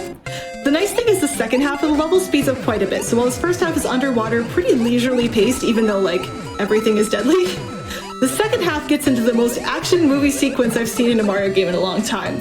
We're just You run really fast, you don't want to stop moving, even in a casual playthrough, and everything explodes behind you. Just you'll hear things exploding and the crushers are falling down from the sky. Like, this is basically a Hollywood movie at this point. I don't know if you knew that Mario was an action star, but I fully expect that this is what the Mario movie will look like. They'll just take this level, and that's it. That's what you get for your Mario movie. Probably not how this works. I forgot that the Mario movie was going to be a thing. Right? we have the Sonic movie coming out first, though. I think like Sonic 2 is this weekend or next. It's really soon. Maybe it was April. I'm excited for that. I did not watch Sonic until it was like on Amazon Prime one day, and I just put it on as background noise, and by halfway through I had stopped working entirely and was just watching the movie. So I'm very excited about Sonic and Knuckles. Right? That was one of the last movies that I was able to see in theaters a couple years ago, and I did not go into it with high expectations, and it's not like it was a cinematic masterpiece in my opinion, but it was fun. It's just one of those movies where if you were excited about it, you had fun watching it. So I'm really glad it's getting a sequel. Sadly, I think the only Sonic game I've actually played was the GameCube game Shadow the Hedgehog, which, as I have heard, is not a very typical Sonic game, so... I had whatever Sonic game was on Game Gear back in the early 90s. Oh, wow. That's a throwback. I don't remember anything about it really except that the console itself chewed through batteries like it was its job. And but it had like a color screen. It was so cool. Right? I remember getting to Game Boy Color after Game Boy Pocket. It was just like, oh, look at this. Yeah. Multiple colors for things. Also, by the way, I'm on my super long auto scroller. How's yours going? I'm getting there. We're about to land for 2 seconds so that we can shoot some missiles at this giant robot. Oh, that sounds exciting. Yeah. This level was designed by Nintendo to show you how you can create different patterns of these lava bubble enemies or potaboos, and they put it in an auto scroller because otherwise your run speed affects when these enemies would spawn in, and it would mess up all the patterns. So because they wanted these nice, neat, interesting patterns for you to run through, that's why it's a slow auto scroller. And this is an interesting level the first time you play it. It's very much not interesting by the time you're playing it for the 100th time. So it looks really interesting. It's very pretty, and so I think if you're watching it again, and this is the first time you've seen it, it's very, like, intricate for a Mario level in terms of how all the enemies play around together and how many of them there are and what patterns they take. It looks deceptively chaotic, but you're right, there's absolutely some very intentional, like, design decisions that happened there. Right. And it's one of those things where the advantage of that is it means that we have some patterns on how we can move safely through this level. Like, you could see me just hugging the right side of the screen knowing nothing was going to hit me for the end of that level. Again, disadvantage is when you're playing it again. Slightly less interesting. The mesmerizing patterns wear off a little bit, so that's okay. We're almost at the end of it. Done. Thankfully, the longest levels we get are about 3 minutes. And that this is the longest in-game level out of all of our levels right now. Technically, 18-8, depending on how you play it, which is the final level in this category, is also pretty long. But that's mostly because there's a lot of pipe transitions. And again, if you remember from earlier, quiz time, pipe transitions are 6 seconds total for in and out, and then 3 seconds for pipe transition. Yay! Did anyone remember? I didn't tell you there was going to be a quiz, so it's okay. I did not. I would have failed that pop quiz. That was my bad as a teacher. I did not adequately prepare anyone for that, so that was on me. But because 18A has so many pipe transitions, it ends up taking quite a long time, but it's a very, very action-packed level when you're playing it, so it does not feel like it. Here's where we get Yoshi again, though. We talked about Yoshi coming back and his flutter being slow and all that sort of fun. This is the level where Nintendo really needs you to learn about the flutter. You cannot finish this level without knowing how Yoshi's flutter works, or at least, accidentally stumbling into it. What this means for us is it's the first time where we get to do the absolute speedrunning Mario classic of drop Yoshi into a pit to save some time. So here we go. We're going to jump over this gap, and then we're going to do a jump here that always scares me. I try to get this. This was not very good. We might have to wall jump. We did have to wall jump, but I remember to save it, so we're fine. If you do that optimally, you don't wall jump back and forth, you just jump up. But the key thing is I didn't die because of Yoshi at the end of this level, so we're good. this one actually scares me quite a bit because this is one of the longer deaths that you can like normally have in a run. There's obviously a lot of spots you can die. You can die in 14.4 and that's terrifically slow. But out of the levels that have known difficult tricks where like you kind of expect you might die on them, that's one of the longest ones because that ending jump can be pretty brutal and it is right at the end of the level. We go from that exciting action back into an auto-scroller though. This is Bowser's Air Force level from like the Dark World in Mario Bros. 3. We do get a Bowser Jr. fight at the end where I'm going to try to skip it in one of many different ways, so we'll see how that goes. Are you still in your auto-scroller or are you almost free? I have a couple minutes left still. It is so long. We're getting there. Coming up. So for this one, you'll notice that I have a leaf. That is not just for safety, that is because some of the strats that we use to get past Bowser Jr. do require a power-up. The super fancy IL strat would be to use a mushroom and like do some very fancy jumps, but that's very unlikely to get in a real run. So instead what I'm going to be aiming for is to be jumping through Bowser Jr., giving him like 1 damage out of the 3 he needs to die as I go through him, and then grab a shell as I'm Mushroom Mario, Large Mario, there we go, and use that for a wall jump to get up to a pipe. So the trick with this is that the Bowser Jr. fight is intended to be required, where the way to escape from the Bowser Jr. room is to go through a pipe in the top right corner of the screen. That's normally not something you can get to, because once you defeat Bowser Jr., you can get the Koopa Clown car that he's in, because he has one of those, and fly it to the top right. But we have a couple other ways of getting there without doing that, so we'll see if I can get any of these to work. This level's also just kind of fun. So here I've gotten my shell out of midair and I'm going to try to jump off of the wall. Didn't quite get it. We can try this again. I'm going to get Bowser Jr. to leave. Oh, no. Okay, we're just going to start hitting him too. And I guess we're just going to kill Bowser Jr. because that's now faster. If I got it optimally, I would have been able to wall jump off of the right side of the screen and get up to the pipe early. But the good news with the strat I use is that you get 1 damage on Bowser Jr. just for going for it. And so getting the last 2 pieces of damage that you need to steal his ride and use it to escape his room is not too much of a tall task to ask for. Feels kind of mean to steal like a car from a kid, but also, should Bowser Jr. be driving? Is he old enough to legally operate a Koopa Clown car? Let's go. I don't know about this. Ooh, that's a good question. Chat, is Bowser Jr. old enough to drive?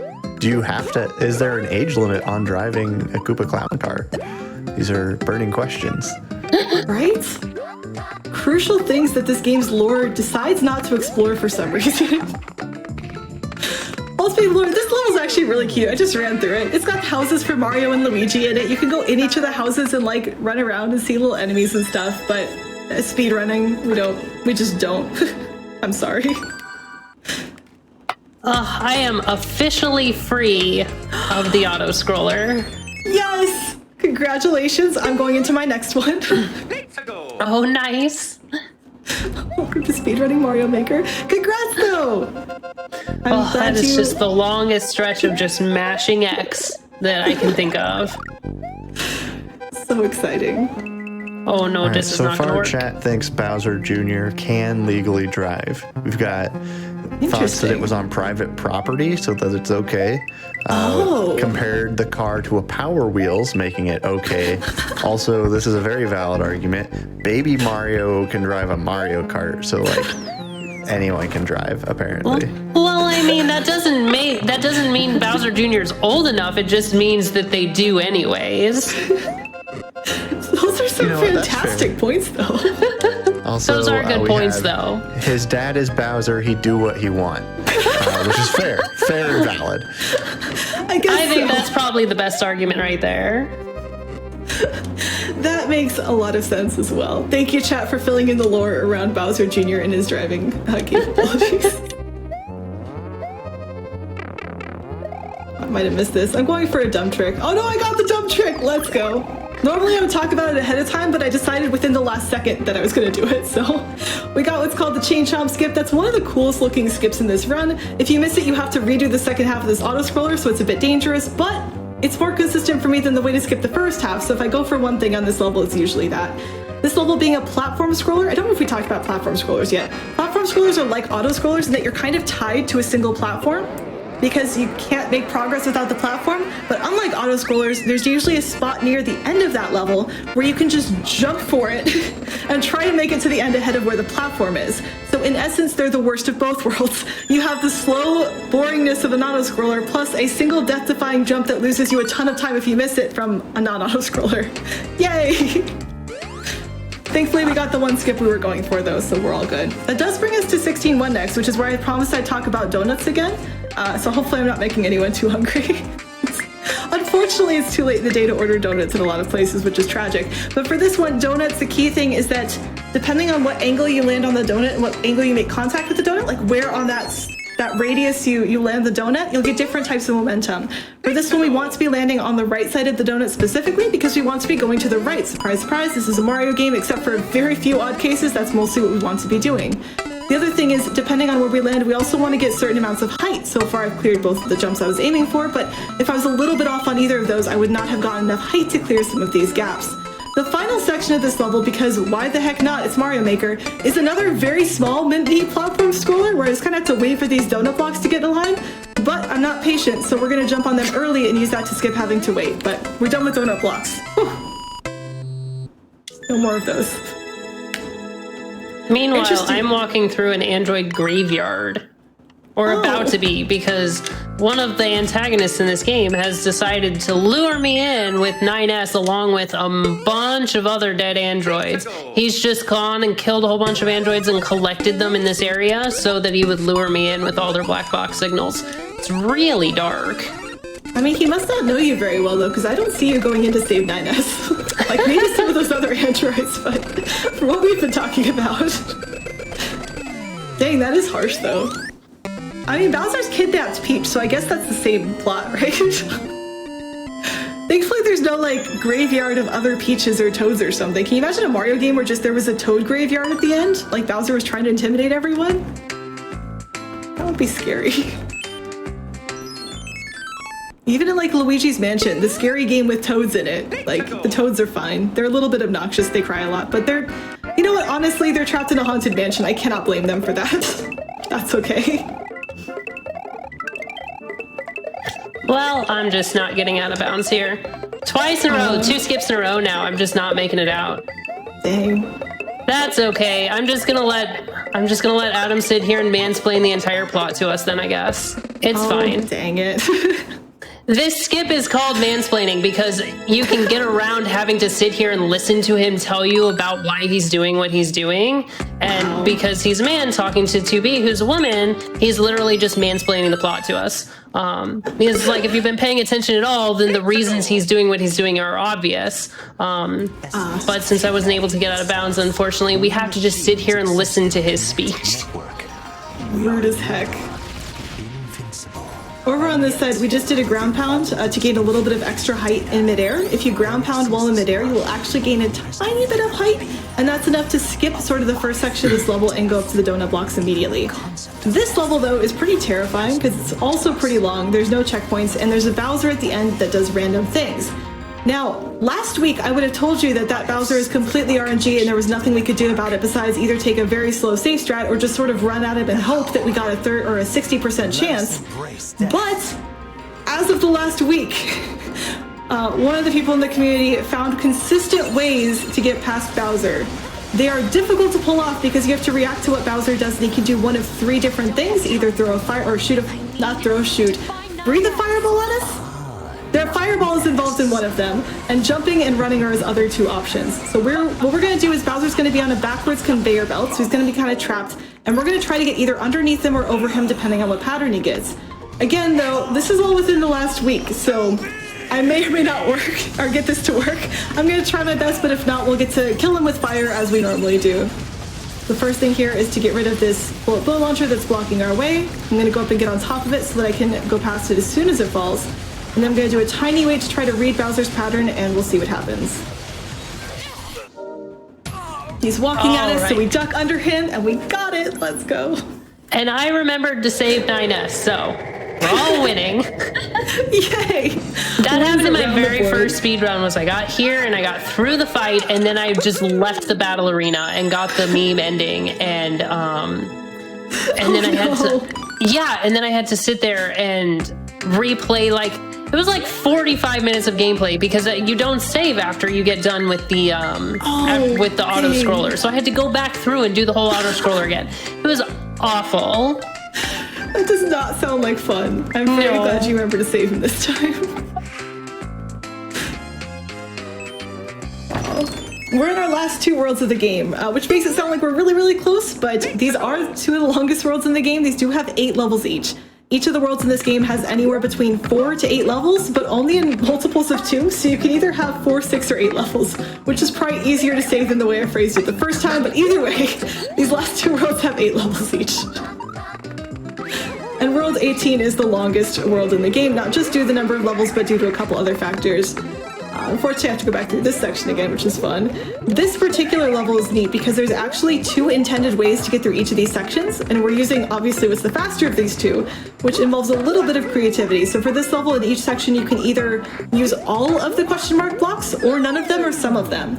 In order to get the medal challenge, you would get none of them or all of them, so you have to do the level twice to get both medals. Normally with the speedrun, because it's fast to bonk Mario's head again if you're sliding through a 1 gap wide space, we do more concussion strats. So I apologize, Mario. Hope you're okay. I made it up onto the bridge with 2B's insane aerial acrobatics, and then I just jumped off on accident. So I had to do it again. That's okay. Oh, wait, I need this key.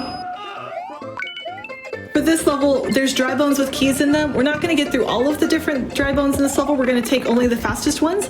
The key here is that I need to go back up through this pipe with a key. And look, I got a key. I should be done.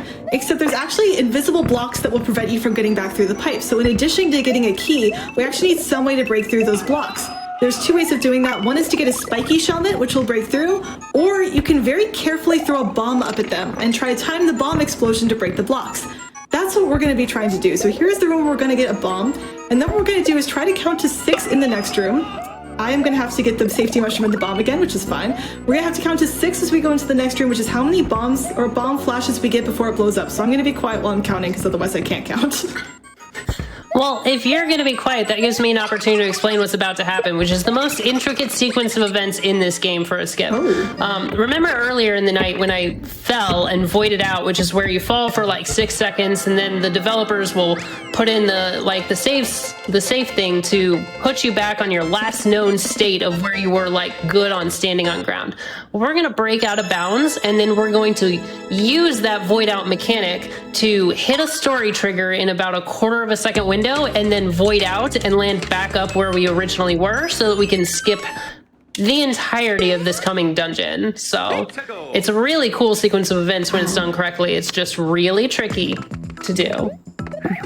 Yeah, good luck. That sounds like a lot of things. Because you have like 6 seconds before you void out and the story trigger when you plunge in the right direction. It takes you about 5.75 seconds to get down there to where you need to be. So then you end up like grabbing onto your pod and floating into the story trigger. But before you hit the ground, which is just a door's height, that you will void out and pop back up to where you were. So it's this really tight timing on this. It's incredibly hard and to actually get right. But worst case scenario, we hit the story trigger and we've skipped the large chunk of the dungeon. We just have to do the back half, which is just mildly dangerous. That's at least something, right? Yeah. Do you need focus time for that? I can be quiet for it's totally fine. All right. I want to make sure. I would like to win the race, but not in an underhanded way where I like try to distract no, I do not need focus at all for that. Got it. Oh. Thankfully, neither do I, because guess what? We're platform scrolling again. So exciting. The first section, we just have to get rid of these. Sorry. There's a lot of these in this game. But we get to meet our second character in the game.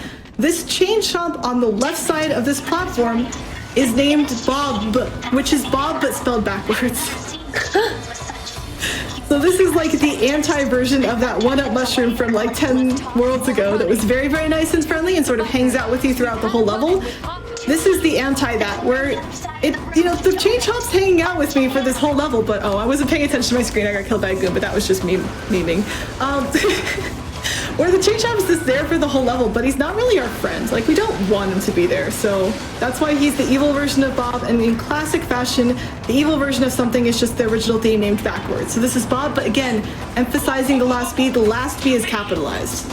If you try and spell this is Bob.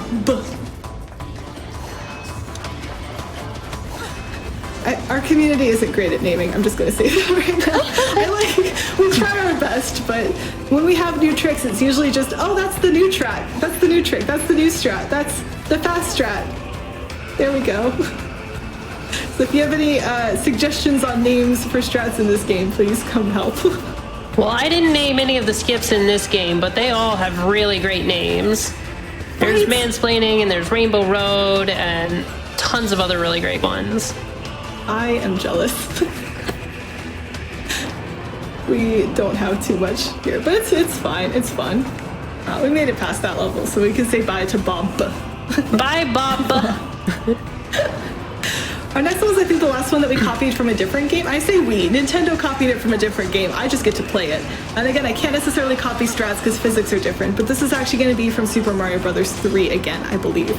I did not know this was a copy level despite having played Super Mario Bros. 3 until I was watching someone speedrun it and was like, wait, hey, I know that one. This looks oddly familiar, but it is really the second time I guess we've been on ice. We were on ice for a different level. It's the only time we really have to worry about jumping off of ice, but it's not too bad as long as you just keep jumping. Like, just always be jumping. Don't actually always be jumping. That would land you in pits so many times in this game. I hit my trigger on the first try. Let's go! Congrats. I That's know. exciting. Exit route secured. And how much time does that save again? Like a lot? 4 minutes, probably. Whoa! Yeah. Alrighty then. It is a huge time save. Too unstable to It's also one of the last skips I was able to accomplish successfully because of such the tight timing window that you have to do. And you're in sort of a weird spot. You're already out of bounds when you plunge through the walls to get there. And it's really easy for Pascal, who's falling behind you, to just knock you off and you get stuck in this like falling situation where you're just falling and voiding out continuously. Super annoying. So I got really lucky there. That's so rude of him to just knock you around like that. Yeah. Harsh. We don't have any real companions in this game besides the Bobs. That's why we're so happy when they exist. We do technically have a name for this one Boo in this level, which is Booberry, because the level's blue, so it made sense. And that's it. We're already done with that character, though. very, very brief appearance. This level is like pretty short. It's just there's a lot of enemies in it. This is the first time we see, maybe it's the first time we see, it's the first time that I'm worried about dying to an enemy called the Stretch, which are these boos that sort of pop out from the ground at your feet and try to attack you from below. We'll see a bit more of them in 18.3, I believe, but this is sort of the first time where you really get that full set of boos in the level. We had the boo level earlier, but this is like Boo V2, advanced boo mechanics. 98. It's interesting to see how they like designed the level editor in this game to try to account for all these different types of enemies. Like, I don't think stretches are their own enemy in the game. I think you just take a boo and you like put it in the ground and then it's like, all right, I'm a stretch now. Ta-da, this is my life. Oh, here we go. This is the next time we get Yoshi, though. 17 is quite a level. Oh, I missed Yoshi. See, that activation window is just kind of a fun adventure. That means we also then have to... I want the small one. There we go. We have to set something up where there's a bunch of bombs that are going to be in our way, and we want to blow them up. And the way we're going to do that is by landing right here, shooting a triple fireball, and then running to make sure we keep up with it. If we get too far behind the fireball, it will despawn. At this point, it's safe because all the fires are lit, and that will blow up this top section while we're waiting for Yoshi. So that's the first time save. The second half of this level, though, is just a bunch of Hammer Brothers, and it's one of the larger places with RNG. So I'm trying to eat a couple of specific ones to help with these patterns. The second or the third one that I ate was the one that can be really not fun. That's the one where the pattern can really throw off your game. But thankfully, that one just didn't throw a hammer at me today. And that's fantastic. I love it when Hammer Brothers don't throw hammers at me. It's usually a good sign. Yeah, at that point, they're just brothers, and you love them when they're brothers. That's an excellent point. Just brothers. Oh, dang. I like that. So yeah, I mean, it's a good thing in real life too. I don't think my real life brother's ever thrown a hammer at me, so that's a good sign. Should thank him for that. Just, yo, bro, thanks for never throwing hammers at me. We're in our final world of the game, though, so we're getting there. This is, again, the longest world, so I still got some time on this, but we're doing all right.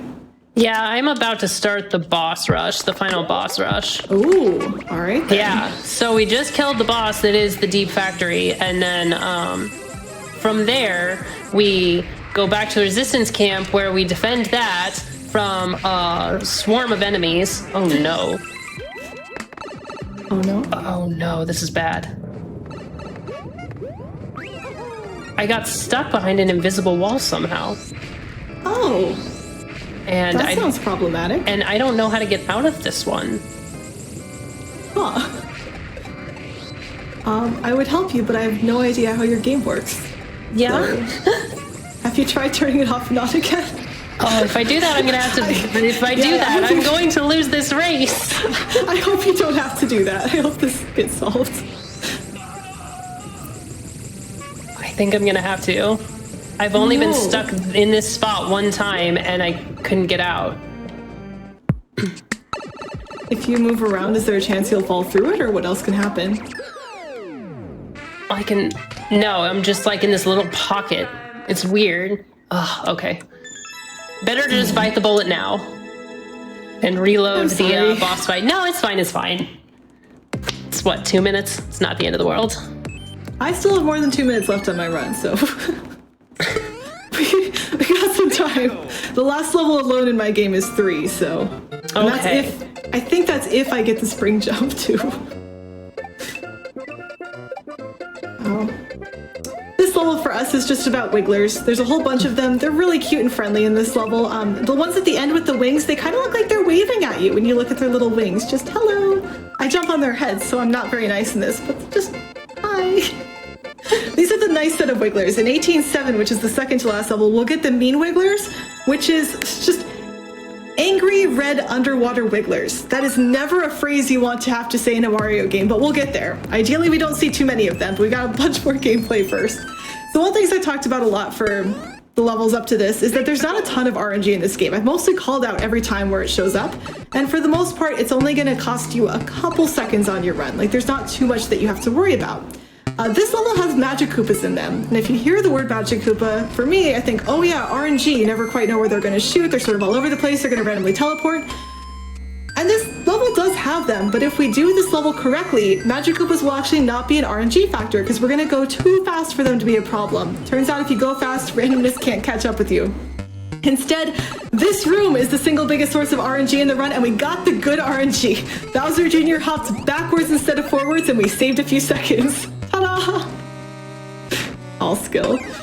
Here's where we see the stretches again. They're actually going to be on spikes this time, but similar to Yoshi, this particular boot can actually go on spikes. So we're just going to sort of hop around and use this to skip having to use the platform and still get all of these red coins to open a coin door at the end. So here we go. We're going to ditch the boot to get these coins without having to take the platform. And this next room has the super difficult strategy of literally just holding right.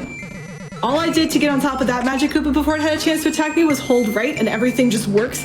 It's absolutely fantastic, because that room is not fun when it gets out of hand. Here's our next Magic Koopa room. We're going to try to jump right away, damage boost through them, and get the Magic Koopa with the key before any of them can move. Like, before any of them can really do anything dangerous, we're already through that room and onto the next section. There are 2 rooms in the previous room, or 2 doors in the previous room, sorry. We took the nice door. This is the one that has fast conveyors that move you forward. The other room is silver, which is why we don't do it. It's also more dangerous, so it's just nice that fast is safe. Here's our final Magic Koopas, but again, we go too fast, they don't have a chance to hit anything, and we're out of that world with our biggest RNG factor being that one Bowser Jr. movement. That's it. So what level are you on right now, and how many are there in World 18? I am about to start 18.4, and there are 8 levels. Okay. The last 2 are both much longer, though. So the second to last one's about 2.5 minutes, last one's about 3, so... Okay. Got a little bit of time. Yeah, this is definitely a different experience running this game against not this game.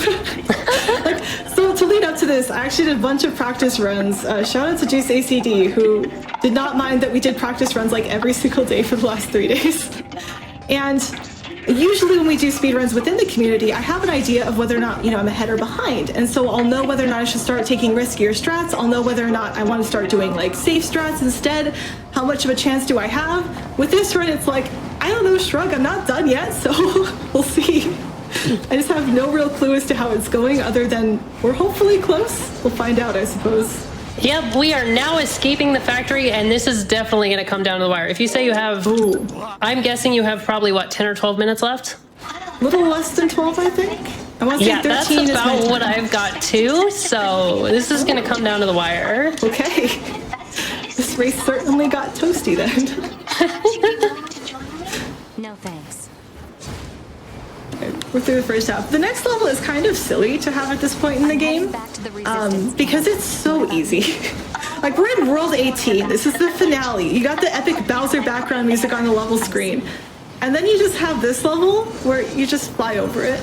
That's all we're gonna do. Spoilers, I'm just gonna get a cape, which is required. It just force gives you the cape, and I'm gonna fly over the level. Maybe they just wanted to give you a nice, easy cooldown level before the levels they're about to submit you to. I think that would be a nice thought, because the last three are definitely a gauntlet. I think the reason they may have put this here is because the contraption in this level, if you're watching the bottom part of the screen where the shell is, the contraption that makes that level work and makes it interesting is actually very complex. And keep in mind that this set of levels is designed to teach the player how to make Mario levels rather than to be a standard Mario game. And it does that too. But because this is a complicated type of level to replicate, I think that's why it shows up so late in the run compared to the other ones. That could be it. That reminds me of Little Big Planet when that first came out on PS3 and how that game's story mode was very much similar, where it teaches you how to create levels. Right? It's an interesting difference in like game design, but I think that they did a really good job with it. Like, it's fascinating to try to watch and learn from this and go, what was the point of this level? What was Nintendo trying to teach you throughout this level compared to just, all right, this was fun. Nintendo wanted it to be fun. Right. Some other games, like, they'll have tutorial levels for the items as well, but this one, it's like every single level is teaching you something. None of the levels are just for funsies. I mean, they're still fun though. I like this game a lot, but yeah. Here's our final Ditch Yoshi moment. Bye, Yoshi. If you're a fan of Yoshi, you are welcome to put an F in chat for Yoshi. If you're not a fan of Yoshi, you could just wave goodbye as sarcastically as you possibly can. How do we feel in this room about Yoshi? Between Lizzie, C Average, what are your opinions on Yoshi? I know chat liked Yoshi earlier, so I'm trying to be nice. I'm about to put an F in chat. There we go. I just had to wait for everything to catch up. If I wasn't killing an apartment-sized robot, I would be putting an F in chat as well. Dang it, I have zero support from the live crew. But really, it's just because I like the Yoshi's World games, like Yoshi's Crafted World or Yoshi's Woolly World. Like, those games are really fun, so that's why I'm going to miss Yoshi. That's fair. Yoshi's Crafted World was one of those games I wasn't expecting to like, but they had a demo for it, and after playing the demo, it was like, well, this is on my list. I need to do this now. We're in our final auto-scroller of the game. This is 18-7. This is underwater, so it's not super fast. All I'm doing now is putting these swamps in timeout, so you can hear it stomping around up there, but it can't get to me because it's through a semi-solid platform. Ha! Here we get the worst copy-paste spam in the history of Nintendo-made Mario levels, where for some reason in this section they put not 1, not 2, not 4, not 8, but 12 bloopers for no apparently good reason. So, you know, thanks. And then here we start on our actual strategy, where I'm going to follow a coin trail up that you can't even really see to hit an invisible block. And this is not because I need extra lives. We maxed out at 100 lives all the way back in like 16.2. But instead, because these bullet bill launchers do not shoot bullet bills in this level, they instead shoot angry red underwater wigglers. Those are heat-seeking missiles of an enemy that are absolutely terrifying to deal with. And if you're on good pace and end up with an extra one of those running around, it's not a good time. You do have a shellnet, you do have a handheld shell that can help protect you, but you don't want to use them. The other thing that I don't think I've mentioned at all is Mario swims slightly faster if he's holding his shell in this theme while underwater, and so we actually want to hold a shell at the end of the level specifically to save like just a fraction of a second on the ending. The very ending of the level is not an auto-scroller, so we can save a tiny amount of time there. The first two angry red underwater wigglers were able to block their spawns. This last set we won't be able to, but thankfully it's near the end, so I'm going to stay up here. Here they are. You can just see already how fast they move, how horrible they are, how they don't want to leave me alone. But if we leave them in a loop-de-loop, their turning radius isn't that great, and that's the weakness we can take advantage of to reach this pipe before they become a problem. There we go. I am now about to head into the last level. Okay. Scary. I have 2 bosses left, but I don't think I can finish this in 3 minutes. I I might die, so we'll just have to see how things go. But good luck to you. We're in the end game. Would you like to talk about your bosses, or would you like me to talk about 18.8? You can go ahead. My bosses are just pretty standard fare at this point. You pop your buffs, and then you go and you do a whole bunch of damage. Sounds awesome. For mine, 18.8 is not very straightforward. This is actually one of the more maze-like levels where you have to go different directions to get different items. The first thing I need to do is get a shell to unblock this bottom pipe. We're going to go into this bottom pipe twice. Each time, we're going to do something slightly different. Here, I'm going to jump over the pipe to get a POW to spawn early. The second time we do this room, I'm actually going to run over the pipe so that the POW doesn't spawn. The first item I need is this POW because I'm going to go into the top left room now, and I'm going to get a key. You need to get the key by defeating all the munchers. Munchers are defeated by a POW. So it's just like a little tiny rock, paper, scissors game. If you notice, there's a small POW in that room inside of the wall. So the game is trying to hint at you what item you need to clear each room. So here's the Koopa shell to let you know that you needed the Koopa shell to break these blocks. Here, again, we're going to run over this pipe because we don't want a POW to spawn to clear our path back out, and we're going to steal the spring. Just you ain't get right out of that room. The next thing I'm going to do is try to do a skip with this spring by doing a jump off of the Koopa and then a wall jump and then another spring trick. So give me 1 second. Got it! Actually, I'm not very good at that trick, so that's exciting. That's another Kaizo trick. That's very much not how you're supposed to do that. You're supposed to use the spring to balance the shell to activate a vine instead, and that's just not fun. So if we can get that trick to work, it's very much worth it. Here, because we have that extra mushroom from the checkpoint, we can damage boost through a lot of this room, which is great because these fire jets are not very fast. And then we're going to do skips again. We do not like playing the rooms in this level. The room we're skipping is one of the most frustrating rooms in this game where you would have to just spam fireballs at a bomb to get it to go up, and that's just not great. So instead, with a very carefully timed triple jump, we'll get off of that cannon and up to the pipe at the top of the room without needing the propeller. The only reason we can do that skip is because the game very nicely gives us a propeller in this room instead, so we can just recover to here and continue on our merry way. I'm taking things a little bit slowly there because I do not want to get hit and have to redo this room. This room is very cycle-based, so if you get off cycle, you will end up stuck in a death loop on this room multiple times. Here's our final boss fight question mark, where we actually fight Bowser Jr. again. He's still in his car. I got really lucky there. I have never had to do that jump before, but it worked. And now we go on to our final Bowser, except we won't fight Bowser because we just can skip him. It's kind of anticlimactic. You just sort of run past Bowser. You know what? Actually, in the spirit of the race, I'm going to fight the final Bowser. I'm not great at this, but that feels fair. You're fighting a final boss, I should too. So to fight the final Bowser, you want to be... I am already down to one hit, this is fine. You want to be sort of cycling around him with this clown car. You do not want to be on the same side of the screen as Bowser, or there's a chance he will sort of like... Oh, I died. So I'm gonna have to redo my Bowser fights, it's fine. There's a chance he will actually like stun lock you against the side of the screen where you're just sort of stuck in this jittery bounce the entire time, and it is so not fun to deal with. So what I'm gonna do here is I'm gonna get my mushroom and I'm gonna take the Bowser Jr. fight a little bit safer than normal so I continue to have it for the final Bowser. How are you doing, Lizzie? I have a phase and some change left. Okay. It's gonna be about a minute and a half for me. Minute and a half, yeah. We'll have to see how long it takes me to fight Bowser. It could be that long, it's probably not. I'll skip the final power-up, that seems like cheating. We'll make this work. Hey, it's not the end of the world if you win. It's not, but I feel like it's... I don't know. If you have to fight a boss, I'm gonna fight a boss too. So there you can see Bowser just flinging me around in circles. I might get trapped here. There we go. That's kind of what you don't want to have happen. It's just Bowser decides to block you into a corner. We get to fight Bowser again. I died a second time. See, we're making this exciting. It's gonna happen. And so, like, you just want to duck underneath him. The problem is he's Bowser, so of course he's random. And so he can throw these bombs, and those are really difficult to get past without taking damage. So that's kind of the biggest thing I'm trying to avoid, is really those bombs he's throwing down. Usually when we skip him, we go fast enough that you don't see that attack, or you see it as you're running by him. But again, we're fighting him right now. Really, all I need to do is blow up a block on the right side of the screen that's covering the axe with the Fire Koopa Clown card that I'm getting, and I could be out of here in a second. But nope, final boss fight. We gotta do this as close as possible. All right, well, I just finished him, so I have to let 9S give his little spiel, which takes about 15 seconds here. You are currently winning then, because Bowser is not going to be dead in 15 seconds, I think. I'm doing my best. So you can see where the axe is. I could go get it now, but we are fighting this Bowser. I demand it, so trying my best. Oh, I am very stuck. Okay, I died again. I think you win this. I'll try the Bowser fight one more time, and then I'll just finish the run since I know there's a run after this. My channel points really appreciate you. I'll get the That's time fire flower for this me. time too. So we'll make this easier on me. Congratulations, Lizzie. Oh, you absolutely would have won there. We did not know that for certain, and too bad. We're gonna make this work. It's so much more fun this way. So I'm gonna get the fire flower this time. That is what item that's here. That will make this a lot easier. So if you remember back to earlier in the run, if I have a fire flower, I will get to fire 3 fireballs instead of 1.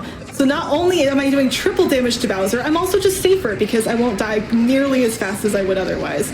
So I don't mind so much staying on the same side as him. I even got way better patterns and everything. He should be dead right then. So that is the easy version of the Bowser fight, but that was less cool. Hopefully chat will forgive me for doing the less cool version. Oh, well, GG, Lizzie. Oh, that was time for me. Sorry, when I hit the X was time. GG, that ended up being super close. No kidding. Oh, You my know, goodness, that I was like to think exciting. you fighting Bowser there is just sort of making up for the time where I had to reload my saving from where I got stuck in the middle of the wall, and it would have been this close either way. I like that thought. I think that's a great thought. Oh my goodness. Well, I really appreciate that we got to do this. This was super duper fun. And in case anyone wanted the story closure for my game, I know the story was really complex. We did in fact save Princess Peach. And this is a rare version of the cutscene. Because usually when you're speedrunning, you finish this as small Mario, and so you'll be small Mario for the cutscene. You almost never see this cutscene as Fire Mario in a speedrun, so this is extra special content, everyone. Ooh, how exciting. For the story closure in mine, I get my wish, and 2B, I skip the cutscene, but 2B murders 9S there on the ground. Because he tried to hack into Eve there, and Eve was infected by a virus, so that infected 9S, and so 2B has to kill him to prevent that from spreading up on the network. And she does it in the most traumatic way possible by strangling him. It's really awful. Yeah. Ran around with that sword the entire game and then just don't even use it. It's fine. Yeah. Dang. All right. Well, thank you both so much. This was really fun. I'm glad that we got to show this. Chat, don't go anywhere though, because there's still another race tonight. But before we get there, why don't you two tell us where we can find you, where we can watch your content, you know, what you do, all of those good things. Awesome. Lizzie, do you want to go first or do you want me to? Sure, I'll go. Once again, I'm Lizzie Berry. You can find me at LizzieBerry22 here on Twitch. And I do a lot of variety content. Right now I'm playing the Outer Worlds and League of Legends, and I also do some speedrunning in there, and sometimes even if there's a channel points redemption, then you can catch me playing some violin on stream as well. So it's a good time hanging out in my chat. Can second that. And my name is Char Bunny. You can find me at twitch.tv, char_bunny. I mostly speedrun this game. This is really a lot of what I do. I also like to speedrun other platformers. I'm learning Level 3 right now. And occasionally I'll do some fun things like a week-long Celeste stream. So just feel free to check me out there. But Sea Average, thank you so much for having us as well. It was really fun to be able to be on this show. Yeah, for sure. So with that, we will bid our runners adieu. But we're gonna get ready for our spooky portion of the night. So I just need to change the scene here real quick. There we go. Now I'm ready for the evening. So don't go anywhere. We'll be right back with Cat Link, and Marforia running Resident Evil 7 and Resident Evil 8.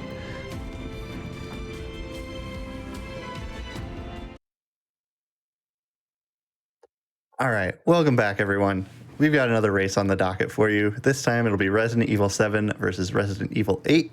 But before we start that, as usual, I have some announcements for you.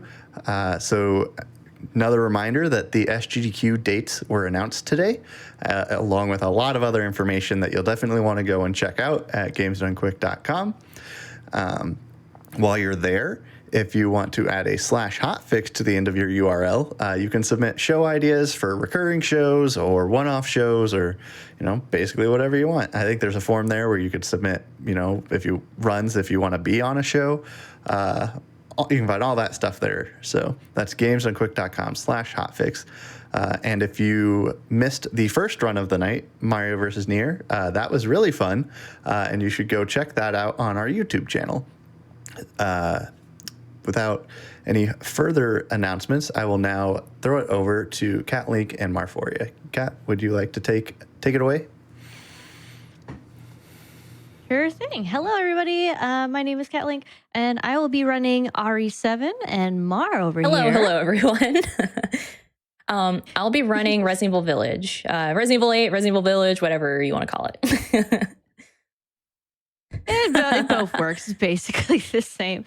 But kicker here is that I will be doing 100%, and she will be doing new game glitchless.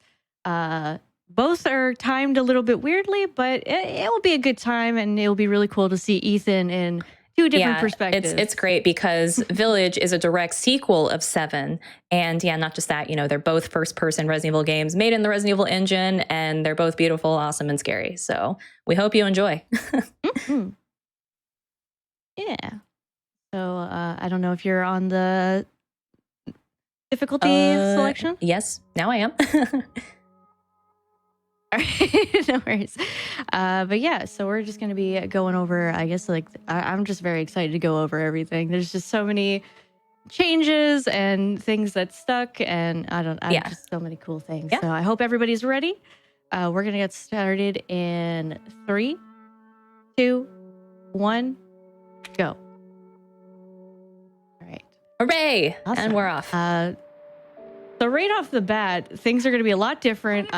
I'm going to have to sit through a ton of cutscenes where Mar is going to be just nothing but go, go, go the entire time. So Resident Evil 7, it's interesting. We both run that game, of course. And, Kat also ran Village as well. So, we're both pretty intimately familiar with both games and runs.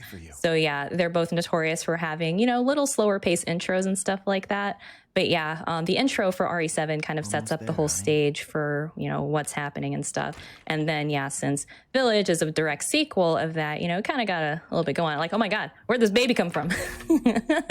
Whose baby is that? Yeah. It's Ethan and Mia's. So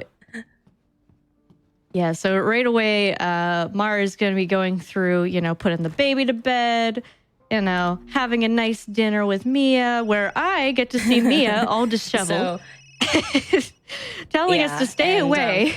So as you can tell, in Resident Evil 7, you have to sit through all the cutscenes. Resident Evil Village, as you see, we can skip all the cutscenes. And you really don't see what's going on here. A lot has happened within all the times that we skipped here. Well, I guess this is all spoilers, ain't it, Kat? A little bit. If you haven't played 8, you're definitely going to get a lot of spoilers here. If you haven't played 7, I guess you're going to get spoilers too. But the game is quite old. So even if you haven't played it, highly suggest it, because in the speedrun, we do skip a ton. RE8, you skip a ton of the cutscenes, so you still have a little bit of a spoiler-free territory. Ethan and Mia were just having a nice night in there, about to have dinner, and then Chris Redfield shows up and shoots Mia, and she's dead, and then takes Ethan away, and here we are in the snow trying to find everyone and all that stuff. So Ethan goes searching for Mia on both sides. Gotta find Mia again, or what's happened with Mia. Pretty similar to what's RE7. Mia's been gone for 3 years, so Ethan drives out into the middle of nowhere to go find her.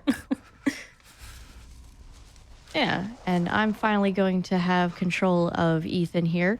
It is a 2.5 minute wait from the beginning of the run to when you get control of Ethan, which can take quite a while, but it's a nice little time to maybe go get a drink before you start the run and whatnot. That's the one thing that's nice about RE7 is that there's a lot of breaks in between versus Village where you can watch the cutscenes. Yeah. No one says you can't. Everything is done by mostly IGT, whereas there's going to be a bit of differencing with the timing. That's all I got to say. Timing with RE7, it's all IGT.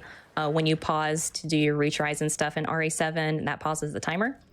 And pretty much the same here with, I don't know, the timing in Village is much different. All I know is that for very live wonky. split or just, official timing, you use live split with a loadless tool added here.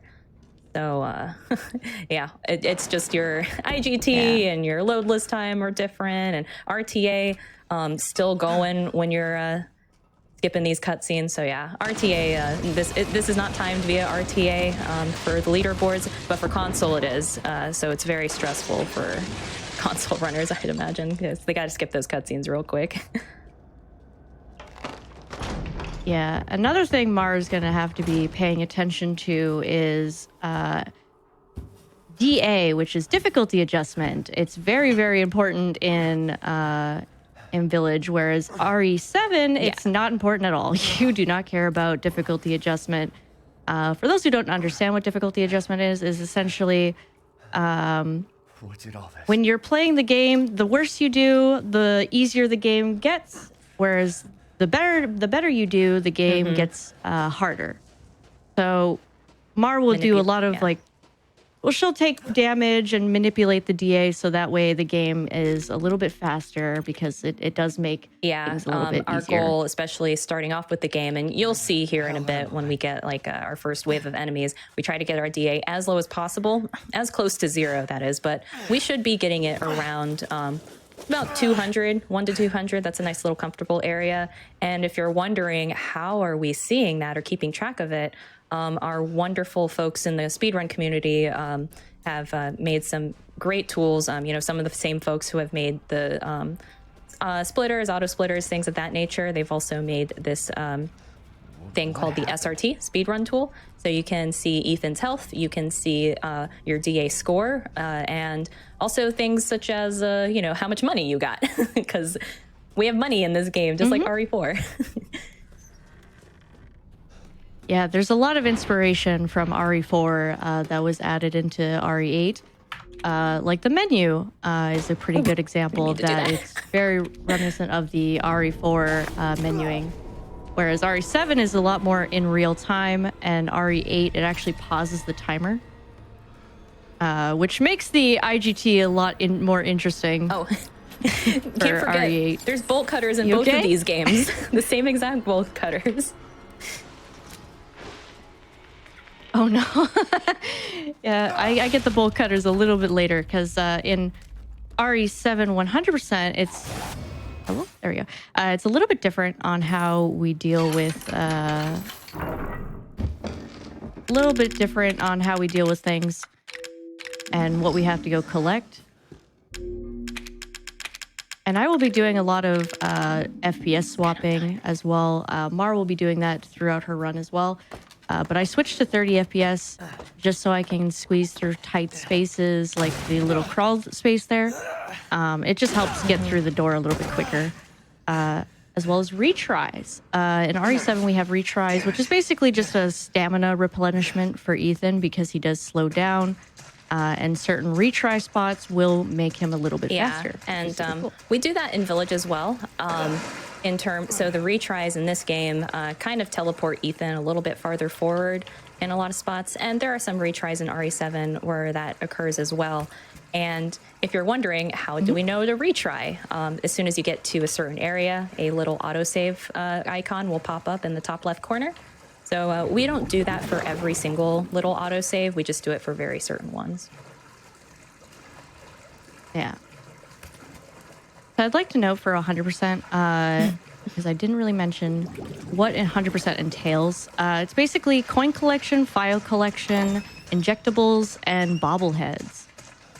So over the course of the run, we need to collect 18 coins, 20 bobbleheads, 32 notes, and as well as, I believe, 6 injectables over the course of the run. It's very, very easy to forget. They're very sneaky with where the bobbleheads are and even the notes. You can just easily just forget that they exist. So if you're wondering, there's all these enemies here, aka the lichens. It's like, Mar, why are you letting them bite you and everything like that? So this is what we were talking about earlier with manipulating your DA. So yeah, I'm down here in critical. That's when you, I was going to say, our score is lowering. As of right now, it's at 773. So the more damage I take, the more that's going to lower. So, but yeah, you got to be careful about taking too much damage. Because yeah, if you take more damage if you take damage while he's in critical, you can potentially die, and we definitely don't want that. That has already happened to me in an event that sucked. Definitely. Yeah, dying in the Lycan Siege is probably like the worst situation to happen. Just because it takes so long. It is a very long wait game while you're taking damage. So the goal ultimately is to get down to 0, your DA rank to 0. It does scale up, I believe, to 12. 12 being the highest, which would be Village of Shadows, 0 being like the easiest. I think it's this way. So basically Mars just trying to take as much damage to get that down to 0. Another thing, healing. So, you know, healing with your herbs, first aids, etc. That also brings your DA score down. So, yeah, after a certain moment here, we have to go grab some other items here. This is where we will grab our shotgun, which new game and RE7 as well has a shotgun, and we love shotguns in our Resident Evil games. Okay, fine. Just tell me what's going on. It's the best weapon ever. Everything that I know. It's literally the only reason I really love new game runs for Resident Evil, specifically 7 and 8, just because the shotguns are just so satisfying. Because we both ran. Well, Kat, I know she's been running new game ever since she started running this game, and I picked up new game. I want to say a couple years ago, but yeah, I totally agree that new game is just so fun. Shotgun makes it so fun. Because in New Game Plus, you don't pick up. You just use your special items: circular saw, Albert pistol, etc. Yeah. New game in RE8 or New Game Plus in RE8 is vastly different from RE7 New Game Plus. I feel like RE8 concentrates more on movement, whereas RE7 has a lot of swapping between weapons and just more strat heavy. However, I haven't really ran New Game Plus for RE8 in a while, so things might have changed over time. All right, so right now I'm just waiting for Mia. It's a long-winded wait situation where we're just kind of waiting for Mia to do her thing. And if she decides... So Guest House for RE7 is probably the most daunting part of the run, just because it's a lot of minor movement in very short period of time, but it's very easy to mess up if you do, because we do need to fight Mia twice in the Guest House. And the first fight, we try to focus on only hitting her once, so we get her down as quickly as possible, but unfortunately, sometimes Mia has other plans. So we'll see how she decides to fare with us tonight. One thing that makes Guest House also daunting and, you know, can be quite the adventure when you're speedrunning RE7 is that there's not as many, there are some retry points, right? But you can't really practice the Mia 1 boss fight unless you want to watch another cutscene, spend, you know, another minute. Yeah, we tend to use a speed hack to help us get there, so we can unspeed hack and then practice it. But yeah, it is a long-winded situation just to go practice that one fight. But yeah, so another fun thing to mention, actually. I'm actually currently running the Japanese censored version of RE7, whereas there is a Japanese censored version of RE8, but it doesn't save nearly as much time as it does in 7. In 7, it saves around 23 seconds, whereas in RE8, it only saves like a second and a half, like 2 seconds. I did really not know that minuscule. No one used the Sarah D version, so I didn't learn anything about it. Yeah, no, it's really not that important for RE8. It's just for picking up the hand off the lever. So, whereas what I was gonna say, this would also be, especially while you're in Guest House, would be a good time to mention inventory, aka menuing. Yeah, the menuing in RE7 is really smooth, really awesome. Pretty much all of us who have ran both of these games and other Resident Evil games, we can all agree that RE7 has the best inventory. Oh yeah, it's done in real time, and you don't really have to focus It's just how the menu is laid out is just a lot different from 8. Wherever you leave the cursor is where the cursor stays, whereas in 8 it always defaults to which is what left every corner. other Resident Evil game does. So yeah, 7 is very unique with its menu style, and I wish they kept it for 8 because there is a lot of downtime in between certain sections for 8 where you can just do, you know, a little inventory. However, because it stops everything, it basically pauses the game, which can suck. Oh, I wish I could play out this cutscene where you meet the 4 lords, including Lady D. She's one of the 4 lords in this village. Yeah, I was gonna say Ethan got kidnapped here by a man named Heisenberg. So shout outs here to our Breaking Bad fans. Oh, I just totally skipped over menuing talk for this game, didn't I? Oh, it's fine. No, I was gonna say, so in covered Village, it. the menuing inventory looks very similar to Resident Evil 4 with the, you know, the big case that Leon carries, and, you know, a briefcase, and the fact that you have lay, aka your money. So, you know, each item takes up like a certain square, and then like if something can't fit, you have to reorganize it and things like that. So, both of these games, they're new game routes. You make sure you pick up the most minimal amount of ammo possible. Because in both games, if you pick up too many things, if you pick up too many heals, bullets, anything, it will mess up your inventory over time.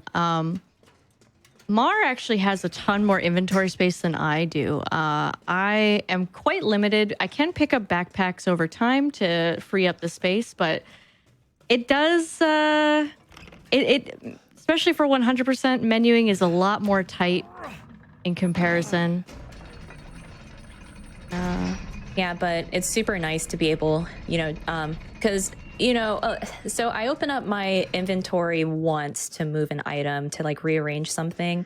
I know Kat, I was going to say, I know in New Game Plus you do, I was going to say, you can rearrange your item or set up your cursor in a few different spots in RE7, and it's super nice. I miss being able to do that.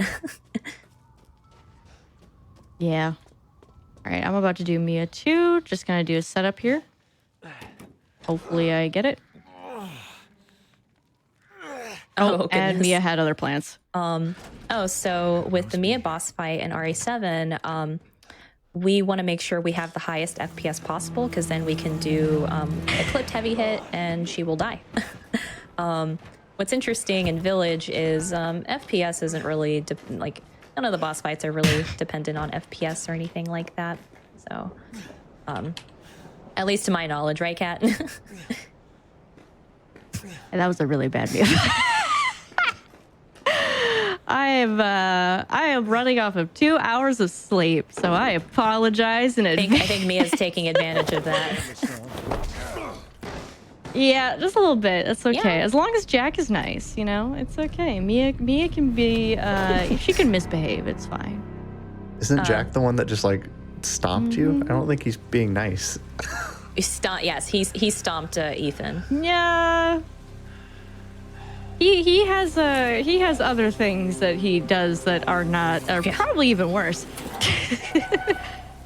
So coming up is going to be Jack Hallway, and Jack Hallway can go one of two ways. He can either grab me a ton and give me the business, or he can let me pass by with no issue, let me grab a key and be on my way. But Jack tends to do things differently depending on your timing, your movement, and where. It just depends on how he feels, I guess. Sometimes he'll throw his shovel, sometimes he'll go for a grab. You never know. Like a toss-up. Yeah, you can kind of manipulate his movement a little bit to kind of get him to do certain attacks. Like you can bait him to do an overhead swing and stuff like that. But goodness, even if you try to do that, he'll have a mind of his own. Time for supper. Who are you people? Where's Mia? So I don't know if you have anything you want to explain over on your end, because at the moment I am dealing with the dinner. It's so iconic, like all of our favorites. Yeah. So I am in the castle, which, if anyone caught the marketing for Resident Evil Village as that was coming out, I think this was the section that people were most excited about, just because they saw Miss Lady Dimitrescu, a very tall vampire lady. So you know how in RE7 we're trying to find Mia?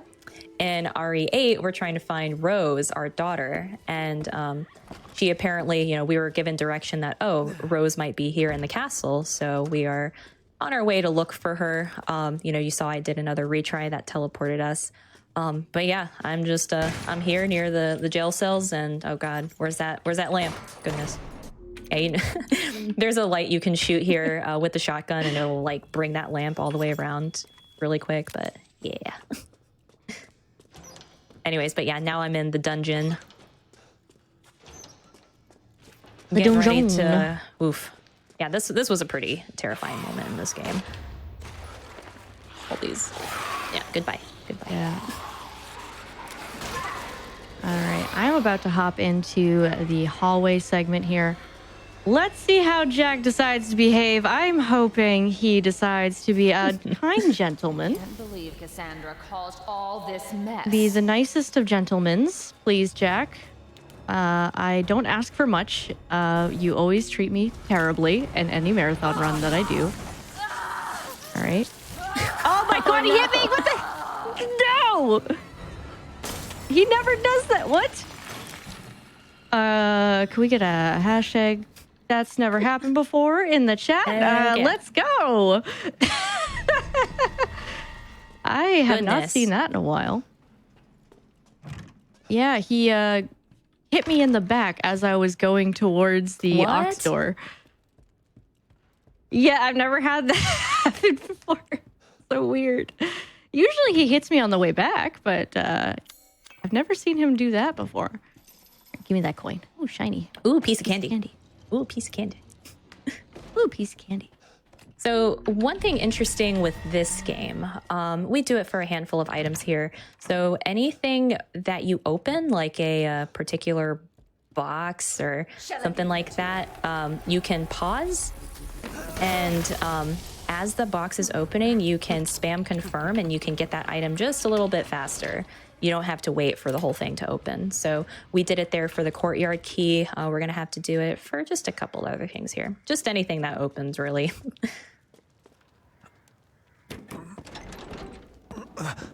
Yeah, the pause buffering in RE8 is, you abuse it quite a lot in the run, whereas 7, we don't do any of that. It's completely pointless because we don't open anything, and usually everything's already preloaded while we're waiting anyways. I think we did try to test it on 7 when we found out you could do it in 8, but it didn't. Nothing was proven that it worked or did anything significant for the run, so we just never used it.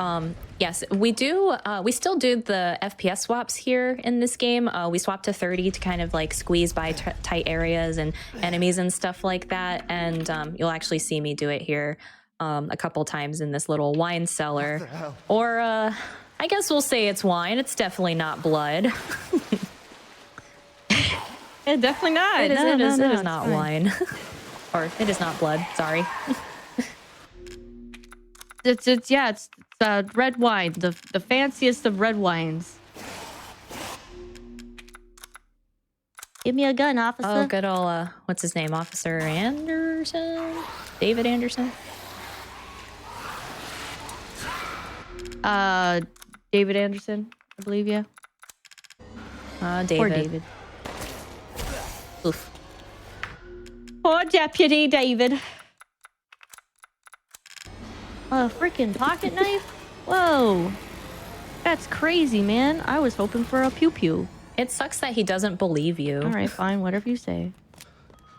I know, right?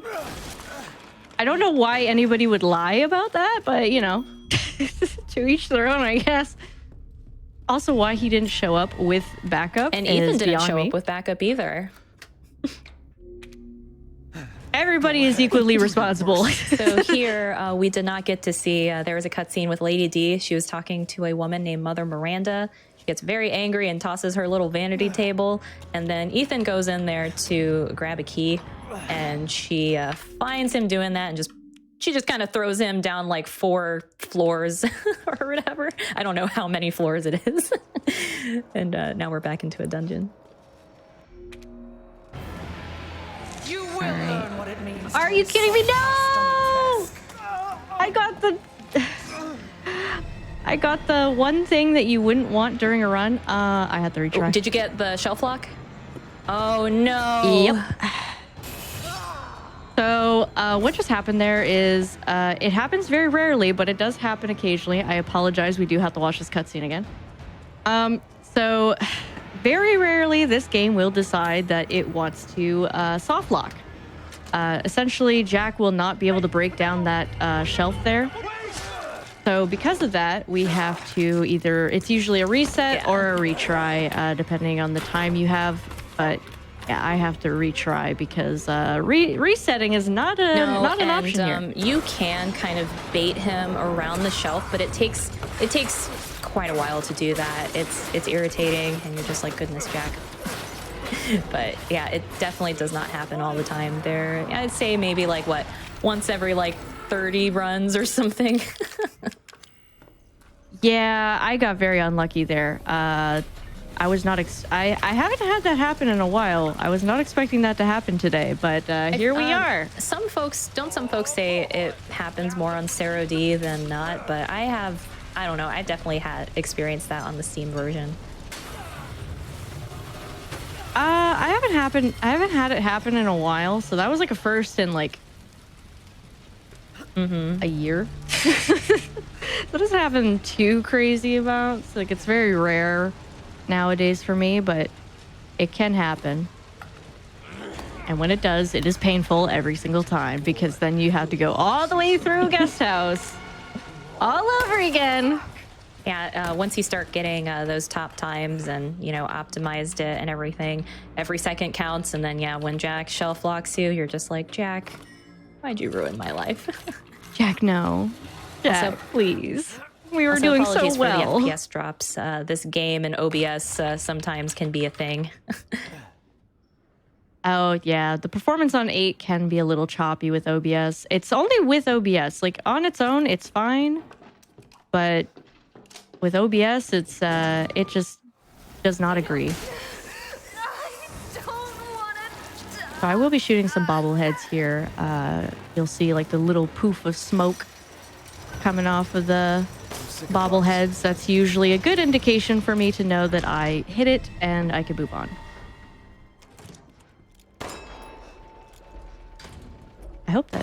I really hope that note count.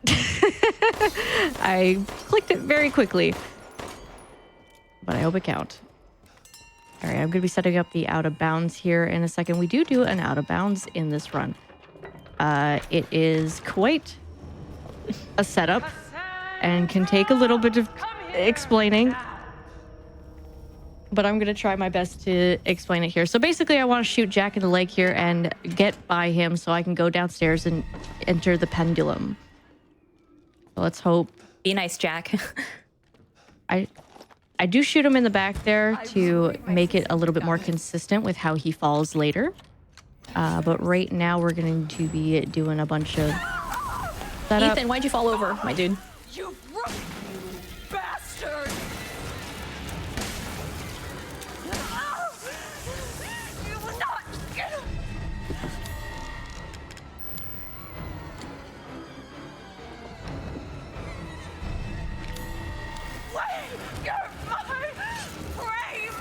I threw the pipe bomb at the, here in the Cassandra fight, and, wait, I can never remember which daughter I'm fighting. The last daughter fight. Cassandra, Bella. But, I threw the pipe bomb and Ethan got knocked over. The entire bloodline of House Domitresk. All right, so I'm going to shoot Jack in the leg here to get him down. So far, everything is going according to plan. And we're out. There we go. And that is Nice. the out of bounds. So we're going to be doing some air walking here to get to the basement. Basically, this allows us to get the red key card early. Normally, we wouldn't get that till later in the game, but thanks to the out of bounds, we are able to get it early. Hopefully, the out of bounds is nice to me, though. Not safe yet. Drop back in, and do you do the? Oh, let's just run by without grabbing the rifle, Mar. There we go, and we're in. And that is that. Thank goodness that went well. Yeah, so there are a couple out of bounds here in RE8, but we do not do it in glitchless. Any percent, definitely. Oh, are you? Marathon luck be damned. Did you have a molded tag you?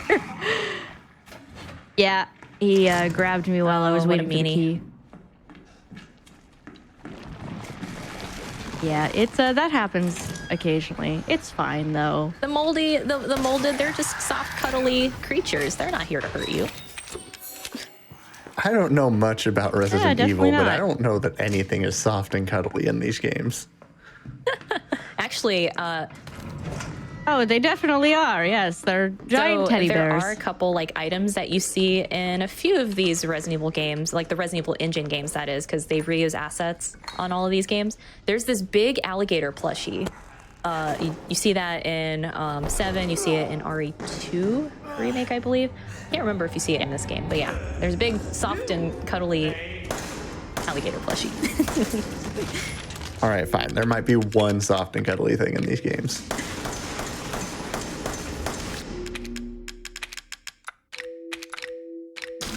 I might need to do the backup strat here, but that's okay.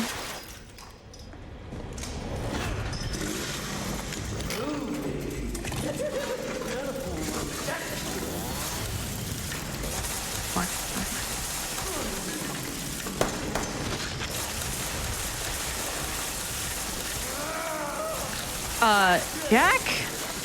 I swear.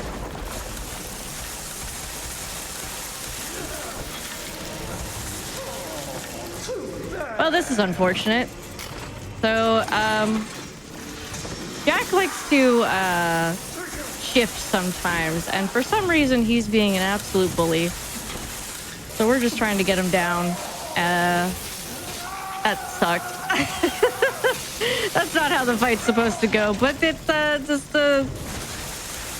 Well, to be fair, new game, Jack 2 is one of the hardest fights in new game. Like, no joke.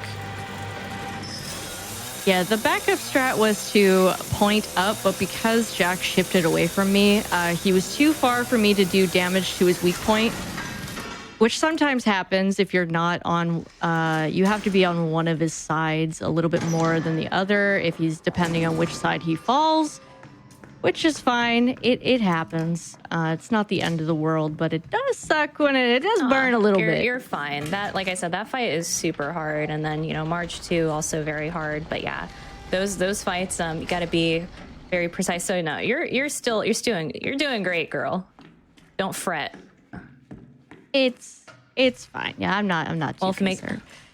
I'm more concerned for Marge than anything. I did not expect Jack to be you know what? He gave me the out of bounds, but he was like, "Oh, you want? Okay, I'll give you the out of bounds this time." But the Jack 2 fight, no. You don't get that. Sorry.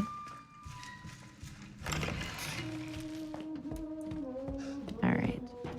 Well, that was Jack 2. Now we're just going to be going and collecting some notes and such, which are kind of hidden in tables, which we kind of do a little detour here. Normally after the out of bounds, we would come through this way over here. But since we are, usually after the shadow puzzle, my apologies, we would do the, we would come through here, but instead we do the out of bounds, so we don't exactly usually have to go through there, but I do need to get the injectable, and I do also need to get the bobblehead.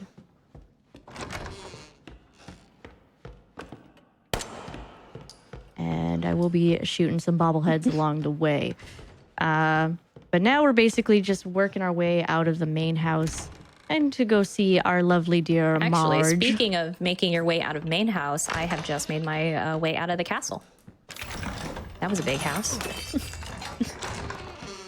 A little bit bigger house than what I had to deal with, but there's another nice house we get to go see here in a sec. But oh, true. Yeah, kind of similar to the RE7 house.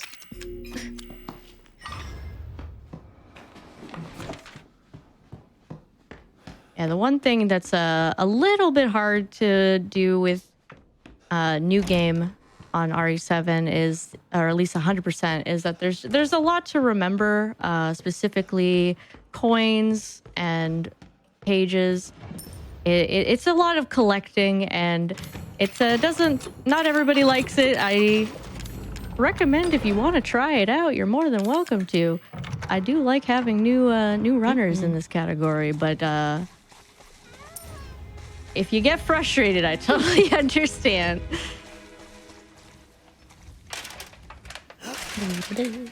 I was gonna say, shoot, yeah. So interesting enough, talking about more differences here with 7 and 8. So inputs are just kind of faster in general, and it's interesting. Inputs and all that stuff are faster in 7, but movement and all the other stuff is faster in 8. So an example is swapping weapons. So there in the Lady D boss fight, I kind of have to swap between pipe bombs and sniper really quickly. And yeah, you have to like spam your hotkey for that as opposed to just hitting a number like you do in RE7. There's like some delay or something in Village. Yeah. Weapon swapping in RE7 is just a ton more quicker than 8, which is I do wish I don't understand why it's a little bit different in 8. For weapon swapping, like you have to really spam on the weapon that you want just so you get it. It's just like, excuse me, because I remember when we were first labbing out the Lady D fight, and I'm like, why? I'm hitting my hotkey for my weapon. Why is it not coming out?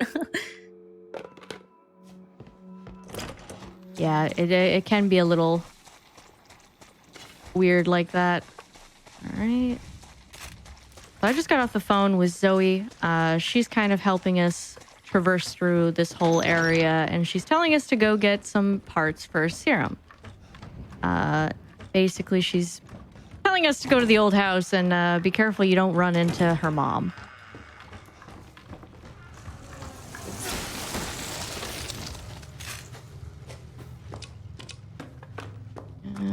I have made my way back into the Mia. village. Goodbye, Mia.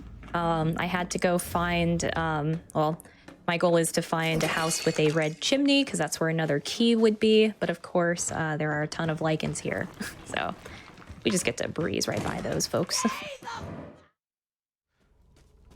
Yeah, for the red chimney, I believe I know where you're going. You do shoot a lock. A little tiny lock. It allows you to get access to a place you wouldn't otherwise have right away. I just walked through that, by the way, to pick up that pipe bomb. Oh, there you go. Hi,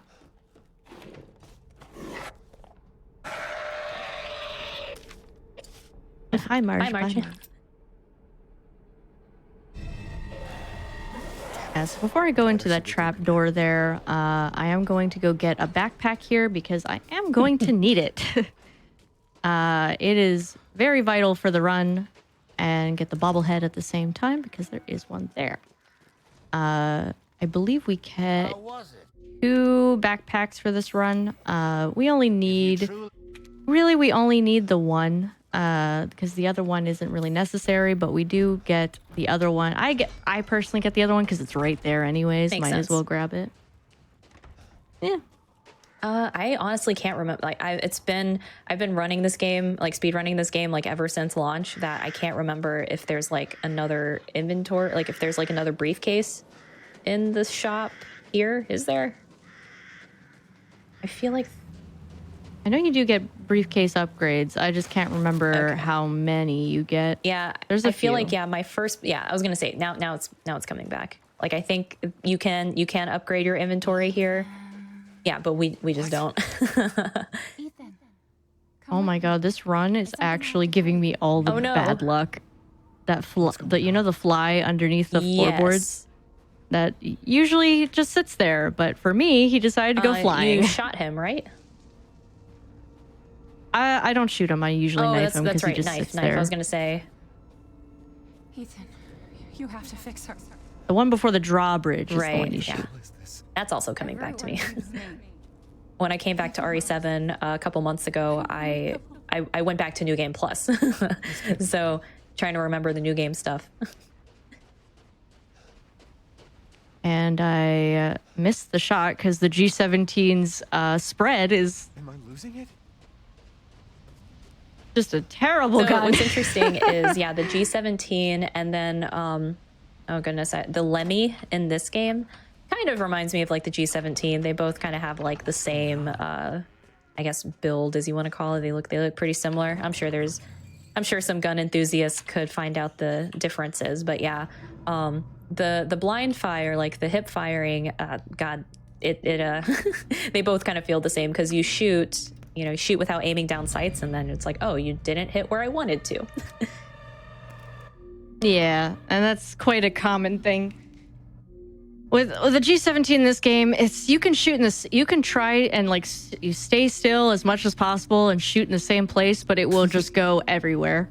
So if you're wondering why I'm pausing so much, so in elevators, they're essentially like a loading screen, if you must say. So you do some pause bufferings in there. And yeah, so I guess this particular elevator is not as notorious as some of the other ones, but yeah, you're just kind of looking out for the little ring, the little loading ring. And if it goes short, then you're like, oh, okay, we're fine. But if it goes long, you kind of have to wait for that ring to play out, if you will.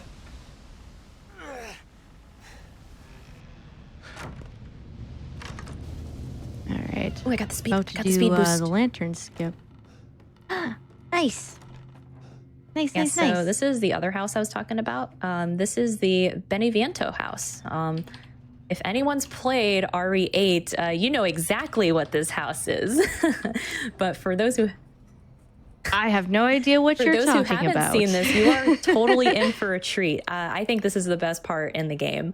But yeah, when you come upon it, you can do like this tiny little... I'm not sure if you'd call it a skip, but yeah, just a piece of tech where as soon as you open the door, you get Ethan to kind of step out the door for just a split second. Then when you turn around quickly, go back in, he gets a temporary speed boost because here he's walking really, really slow because he inhaled some like flower dust there in the woods and it's making him hallucinate. So that's kind of in play here. He's much slower than he was earlier. I'm actually going to explain March 2 really quickly. So I'm about to go into March 2. It's our second fight with Marge, and I need to shoot her and do as much damage as I possibly can at the window. We're basically going to fight her in one spot, and a lot of things can go wrong. So pray for me. Yeah, I'll stay quiet for you because that fight is very particular. So enjoy some puzzles here, folks. All right.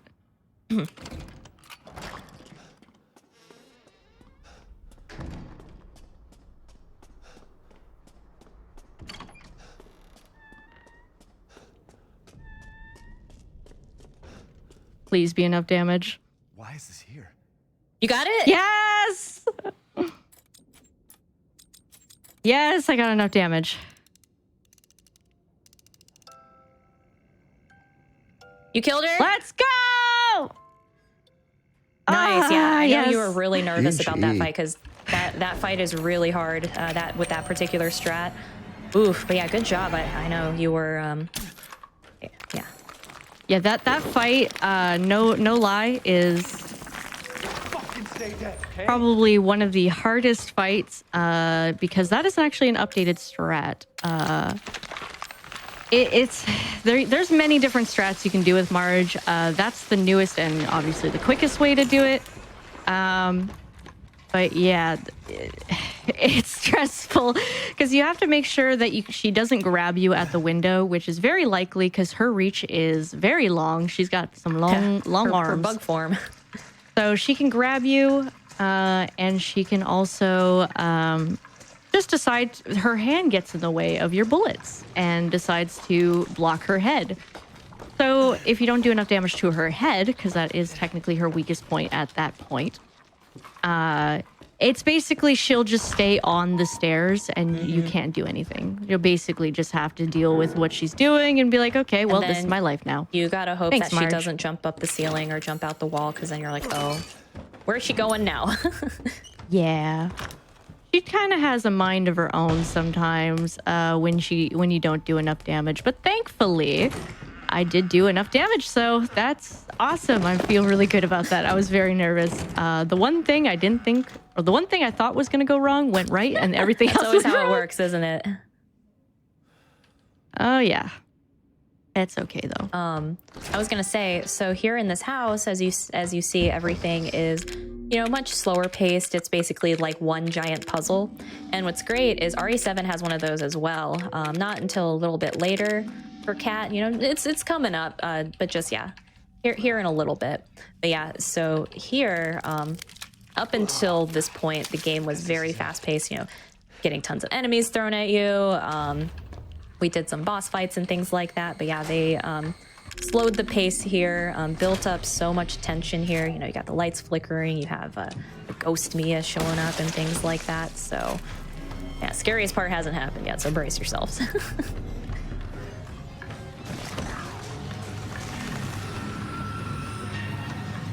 Alright. Now I got Hey, the that's DC's me. Mar.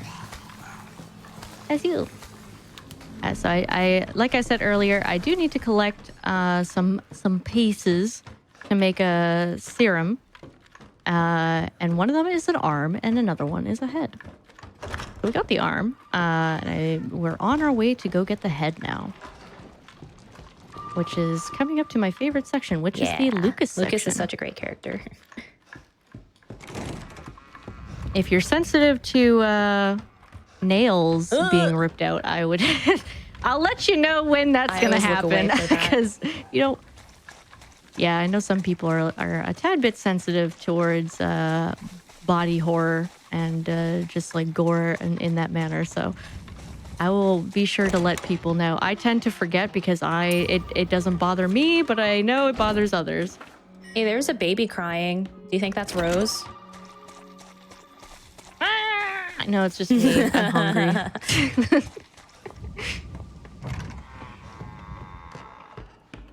I did see the giant plush alligator. Can confirm. Oh, was it in here? The one soft thing in Resident Evil. Oh, you saw it I probably saw on my you walk screen, by. I guess. Yeah. Yeah, we just were in the kids' That's where room. it is. Little stuffy. What's funny is if you play one of the DLCs, it's called End of Zoe, where you play as the uncle. He goes around punching stuff, and you're in a swamp part with alligators, like actual alligators, and you freak out because you hear like bubbling and something pop up. You think it's an alligator, but then it's the plush alligator. I was scared of a little plushie all along. Damn. All right, baby, please be nice. Everybody bless Mar.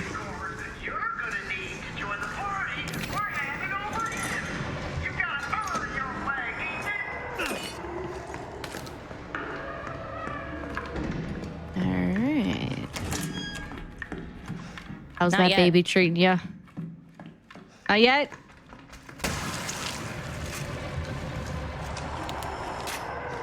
Alright. Okay, goodbye. Goodness. Got it? Yeah, it took him a little bit longer to jump back. Even then, because sometimes he'll just jump back immediately, but he was standing there in the doorway. I'm like, oh my god, please jump back, please jump back. Because sometimes he doesn't, So, all right. Yeah, sometimes he can take a while. And sometimes he'll just kind of curve in and eat you. So, good thing. Goodbye, baby. Bye, baby. Hey, baby. Bye, baby. Look at that baby. Oh, God. Straight out of, like, Silent Hill. Probably the scariest thing I've seen in a Resident Evil game in a long time. This baby.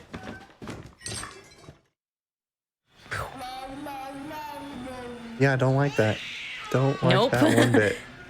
Nope. Yeah, first playthrough, you follow that umbilical cord in the dark hallway, and I was like, okay, hear a baby crying. As soon as that face pops up, like, legit terror for me. I don't know about anyone else. Yeah, I was genuinely scared. I know some folks, one of my friends, I watched his first playthrough and he was laughing so hard because he thought it looked so silly, but I was like, oh my God, you're not scared?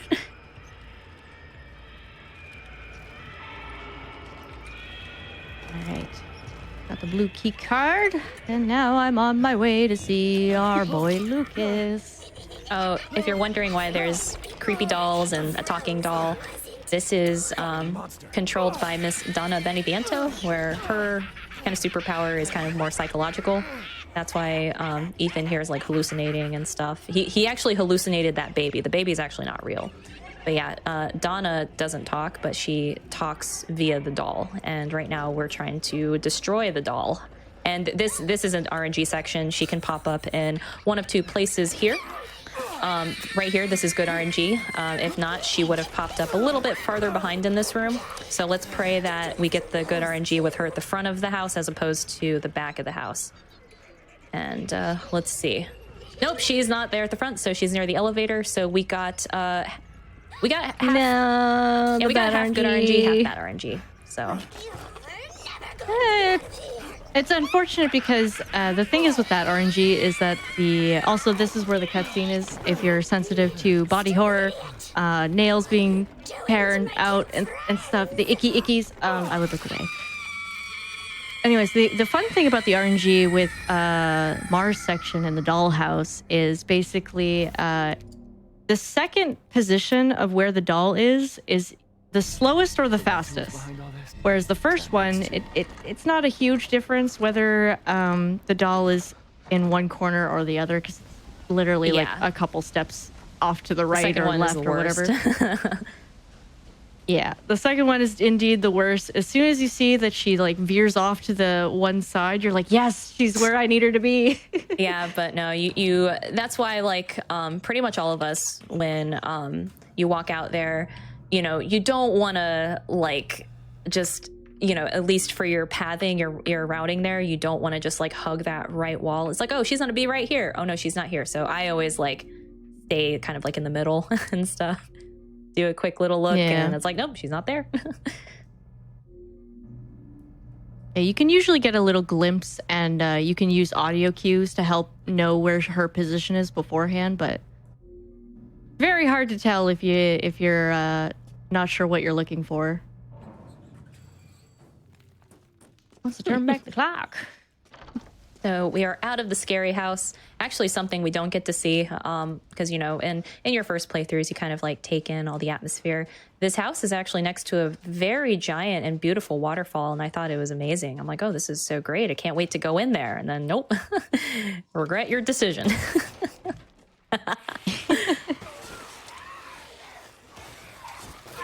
You're gonna have to come through me. You hear? So come on. What do you say? Well, come on, Ethan. What do you say? Ethan says not great things. It blows my mind. Why is Ethan sitting so close to the T? Just his favorite word, I guess. What? Oh, I was like, no, I always meme and say, why is Ethan sitting so close to the TV? Because like I thought we learned when we were like 5 years old to not do that.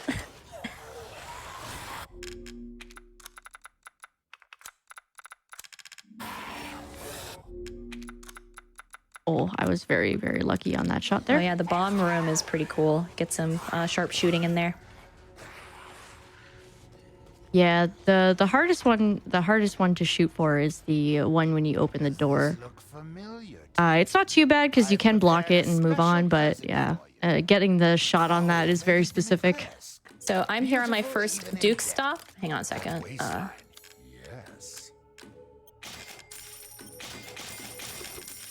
Did I forget to sell something? I have you. 0514. Find some quality ingredients and bring them to What me. did I forget to sell? Oh, I think I forgot to pick up money.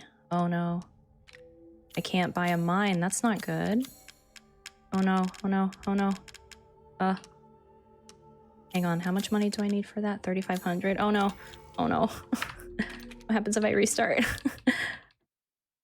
Oh no, you're okay. It's okay. Shoot, I'm here. Oh, You got no. this. I forgot to pick up money somewhere. Familiar to you.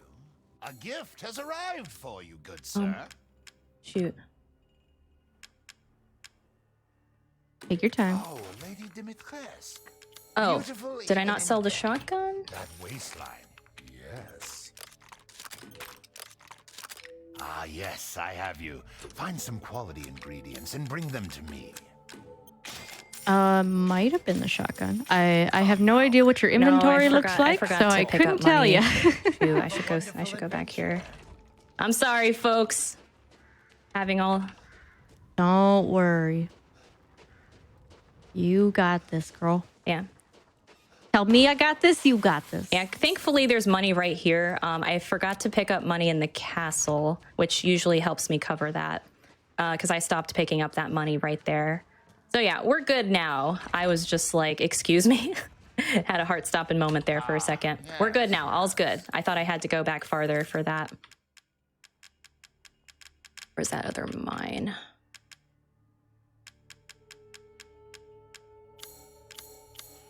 We're gonna be doing the barn fight here, so I'm gonna have to shoot Ethan. the molded here very slowly. Usually you'd think, oh, it's a speed run, right? You go fast, but no. The faster you go, the more of a pain in the butt this guy is. So you have to take your time. Otherwise, he will block your shots, and you will do absolutely I know no what damage. happened. I forgot to pick up Angie. Yeah. Oh no, Angie's quite a lot too. I said Angie's No quite a wonder lot I was as like, well. why am I behind so much money? Yeah, that was my bad. Yeah, I'm gonna have to backtrack quite a lot. Sorry, folks. Goodness, I retried twice. You are okay. Can we get some hype in the chat from Mar, please and thank you? She's doing a lovely job. We're having a lot of fun. Yeah. That is all the point of these things. That's all that matters is the fun. But oh goodness. It sucks when it happens. Don't get me wrong. I totally feel so you. this sucks. It's a long haul back to that house just because the frickin' doll.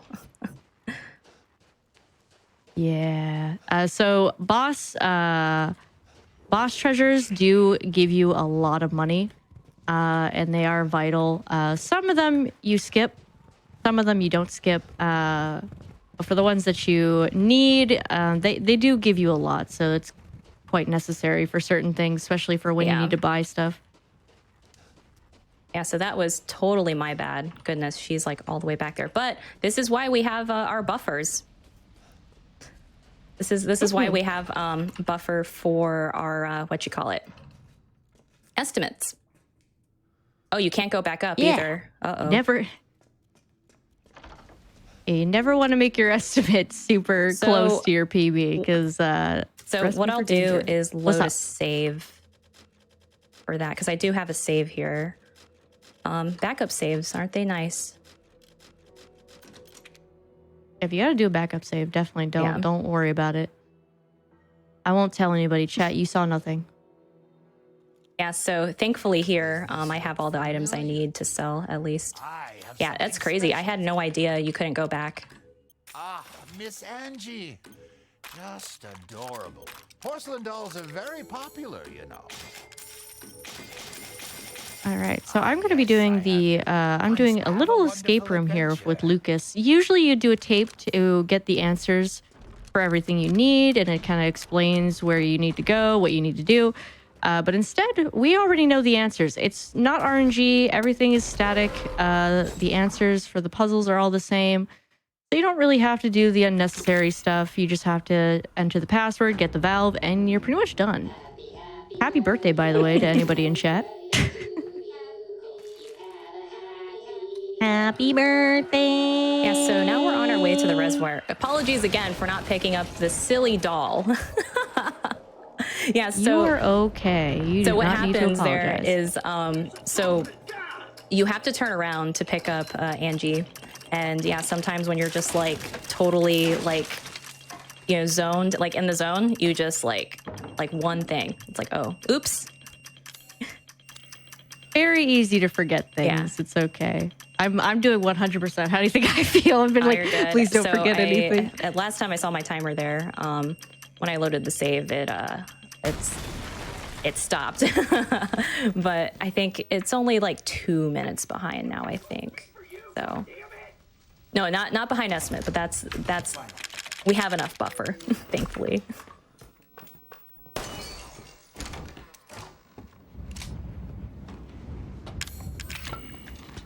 All right, so now I am currently making my way over to the Jack 3 fight. We thought Jack was done. No. He's back with a vengeance and many eye frames. All the eyes. For those who, if you have not played this game, you'll understand in a moment. But currently, I'm just trying to get the last of the bobbleheads before we head off to the ship section, which can be hard to get. Thankfully, they have a blue puff of smoke for me to be able to tell if I got it or not. Because some of them you do have to do long-range shooting. We are coming up on our hour that we normally break at, but if you want to do Jack before that, I'll leave that up to you. However you want to do the order of break and Jack. I should be fine.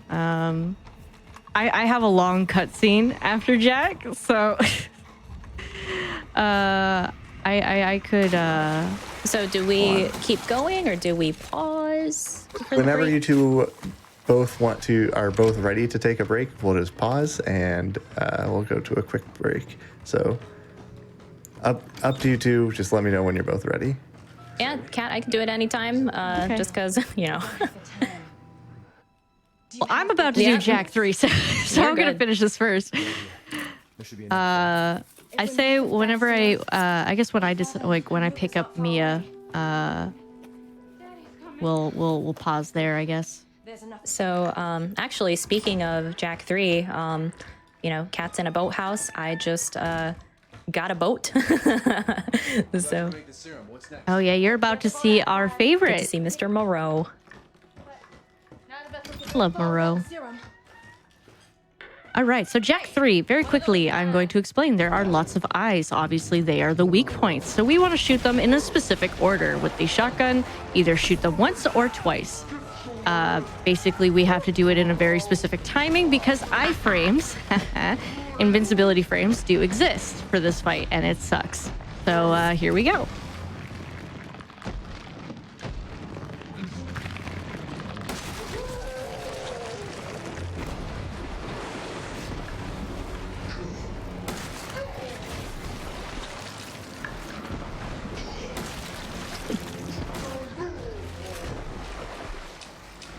Alright. So far, so good.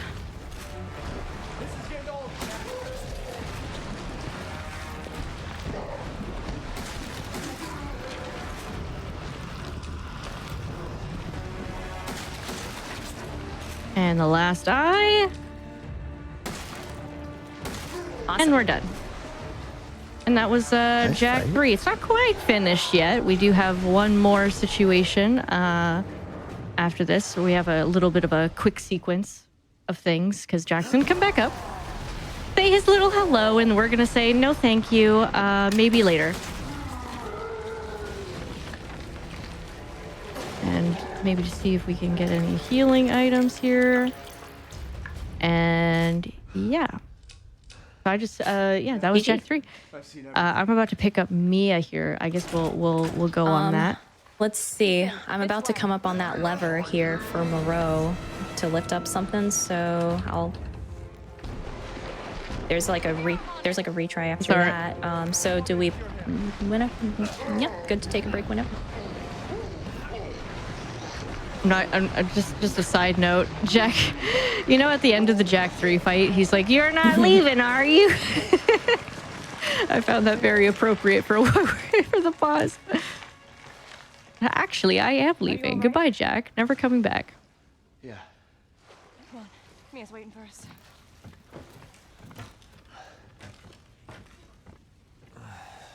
I'm not used to pausing during a run. This is weird for me. I'm not used to taking a break. My cutscenes are my break. Sorry, I'm I'm the best part. We're going through bridges and stuff. Hang on. There's only one left. You're all good. Can't just be All right. Let me know when you're ready. What the hell are we gonna do now? And we'll do a countdown, I guess.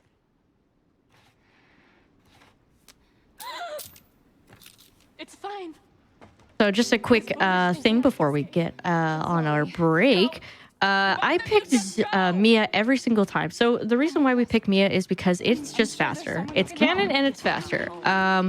Unfortunately, picking Zoe means that you get a longer cutscene on the boat here, and you also get an extra boss fight on the ship.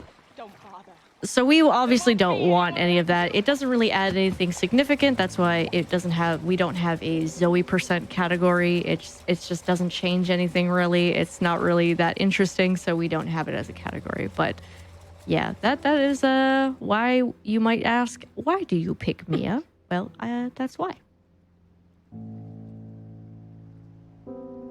Oh, Whenever yeah, you're I can ready, pause girl. right here. Okay, in 3. Oh. Wait, hold on. I'm in the middle of a... Okay, 3, 2, 1. All right. Wait, I can't pause. Never mind. All There we right. go. I paused there. All right, chat. You know the drill. We're going to go on a quick break. We're going to stretch. We're going to get water. We should also do all of those things, and then we'll be back to finish this run.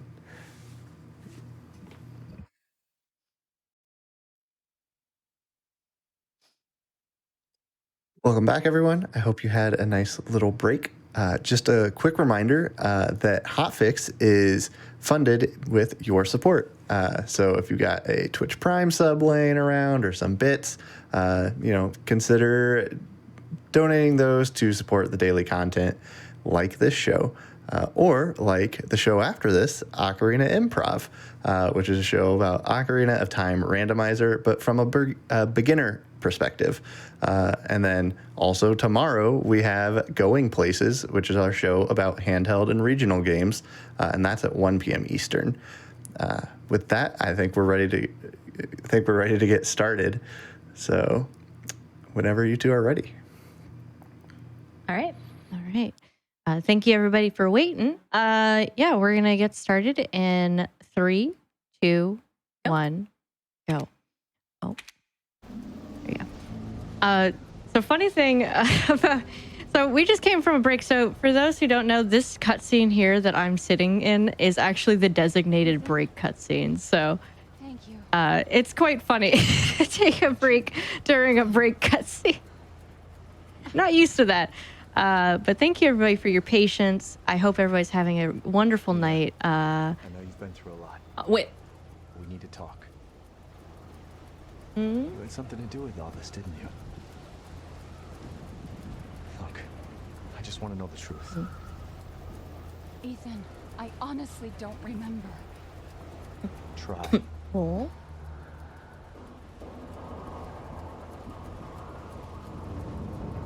Is that All Nice. right, so I'm about to go into the ship. The ship is probably, it's not as stressful as the rest of the run, but it does have a few tricks that we do need to be worried about, specifically skipping Alan phone calls. So Alan, you'll get to meet him very, very shortly. He likes to talk, so I'm going to try and do my best to skip all of that talking and continue on my merry little way. Because nobody likes Alan. Sorry, sucks. Alan. He just sits there and talks and then promptly dies. It's very unfortunate. I was just, oh my goodness. So much potato in these runs. Mainly my run. My goodness. We love are potatoes. Fine.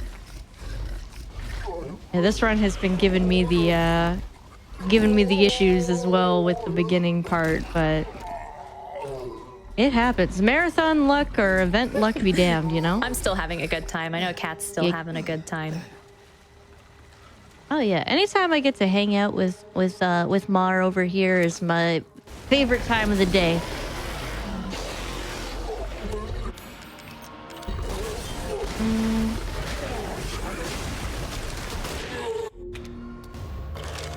In death as he was in life, the exit's up ahead.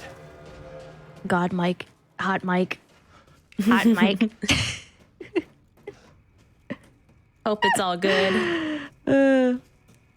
Yeah, I'm sure it's fine. So I was gonna say Go ahead. I'm leaving the Moreau section. He has been eliminated. Oh, did you finish the boss fight? Oh, I didn't even know you were doing the boss fight. Oh shoot, sorry. It's one of those things where it's like I want to be quiet for that just because like I don't want to miss my bombs or anything like that. So yeah, sorry. You are fine. Moreau is a stressful fight. It's very, very easy to mess up, especially for bomb positioning. You do need to throw your bombs at specific locations. Otherwise, you won't do enough damage to Moreau. Especially after my potato not picking up the freaking porcelain doll, I couldn't afford to be behind more. That is fair. Nobody's gonna blame you for that. Boss fights in these games can be quite stressful, especially RE8. RE8 has a lot more focus-heavy sections on bosses than RE7 does. RE7 still has its moments, especially with the early boss fights, but not as bad. It's something for sure. Yeah. I have to do the ship here a little bit differently than normal. I do need to detour a little bit here and there, like just right now, because I need to go get this coin over here. Very nice. Thank you, coin. There are a few coins I still need to get and some papers and bobbleheads. But thankfully, they're not too... Oh, I almost had my run. You almost what? Thankfully, they're not too out of the way. Yeah, you know when you like accidentally do end game instead of retry? Yeah, that's happened to me a few times. That's killed a few runs of mine. That's happened to me too. Well, but thankfully, when you hit end game here in both games, you can just hit continue and it'll bring you back to the last autosave. Yeah, but if you are doing an official run for the leaderboard, that does disqualify your run. Unfortunately, that's an instant. You got to reset. Sorry. So I just picked up the grenade launcher. It's not a weapon that's going to be utilized a whole lot. We'll be using it here for an upcoming boss fight, just to do a little bit extra damage. But we really just need it for the factory because there's a lot of really hostile enemies in there, and especially because there's also some very tanky ones in there too, and they all pretty much go down in one grenade. So we don't get to pick up a lot of the explosive rounds. There's not too many laying around, so we just kind of hold on to it as a safety for some other things here.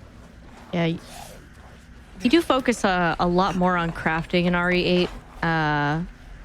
There are certain things like bombs and ammo that needs to be crafted during the run, whereas 7, Madhouse focuses more on crafting, but with Easy, it's not as prominent. You don't really need to focus too much on crafting, thankfully. But you do have a lot more ammo pickups, specifically in New Game.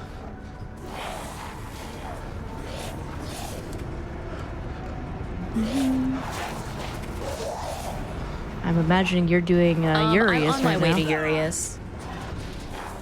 Gotcha. I'm at the stronghold. I just got the gate down. Coming upon Urias here in a little bit. Gotcha. Yeah, Urias is an interesting fight. It does involve a lot of quick swapping of weapons between the sniper and the grenade, and I think I don't know if you guys still pick up the revolver. I was doing hardcore runs the last time I was running that game, so I can't remember the easy route too much. No revolver. Okay. That revolver is a nice gun, though. I love that revolver. Shotgun and revolver, two best weapons in that game. But yeah, I'm making my way down to Urias. Which interesting is we saw Urias at the beginning of the game a couple times, actually. He popped up there when we were in the village. He kind of popped on down after, let's see. Yeah, that was the guy we were waiting for to bust through. He has a big hammer. He's very angry. And then he pops up kind of in the caves when we were running away and all that stuff. But yeah, now we get to see him again and actually fight him.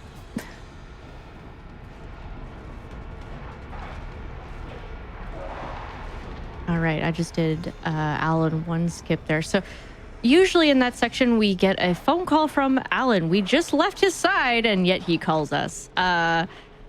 So basically, we were to go examine the puke on the floor, and we want to get to as close to it as possible, look at it, select it, or basically press F as fast as possible and leave the room. Otherwise, you will have to sit through the call if you don't do it quick enough. So that is one little stressful thing with that, but not too bad. Get off my elevator. Get out of here. Right.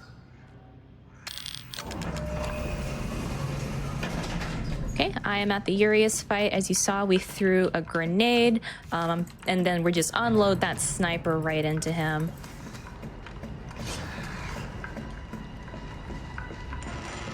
As you see, we do like a little reload cancel there because the reload on the sniper takes a little bit, and wow, that was actually a quick fight. Goodness. Yay, very nice. Thank you. Good Yeah, job. he can give you some issues, especially the timing on those rifle shots, because you want to get him to stagger back so you can pick up 2 pipe bombs that are sitting there. And yeah, if he doesn't do the stagger after a certain shot, he'll kind of do his own thing. He'll start screaming, and then a lichen will drop down, and then you have to kill the lichen and all that stuff. You can still... Yeah, you definitely don't want him to phase with the lichens because that can be a little bit of a headache to deal with. Yeah, so I'm glad that that's actually that's a fight that sometimes I can screw up quite a bit. So I'm happy it went well. Evie, I'm not mad. Wait. Apparently, we had a synchronized reloading moment. Oh, you gotta love that. Apparently. But yeah. I'll be your mommy. So I'm about to do a double door skip here. Basically, Alan's calling us again. Hello, Alan. Shut up, Alan. Nobody cares. So I'm going to try and make sure I bomb myself through this door. It might work. It might not work. I'm hoping it does. It does. There we go. And we get to see Evie slide away on her heelys. I love seeing it every single time. I don't know why it happens other than... Yeah, there you go. That's always fun to watch. But both skips are successful, Nice. so we take that. So I just grabbed all the flasks here. We didn't really explain what these flasks were, did we? So each of these flasks contain rose. You know, our daughter, baby, but...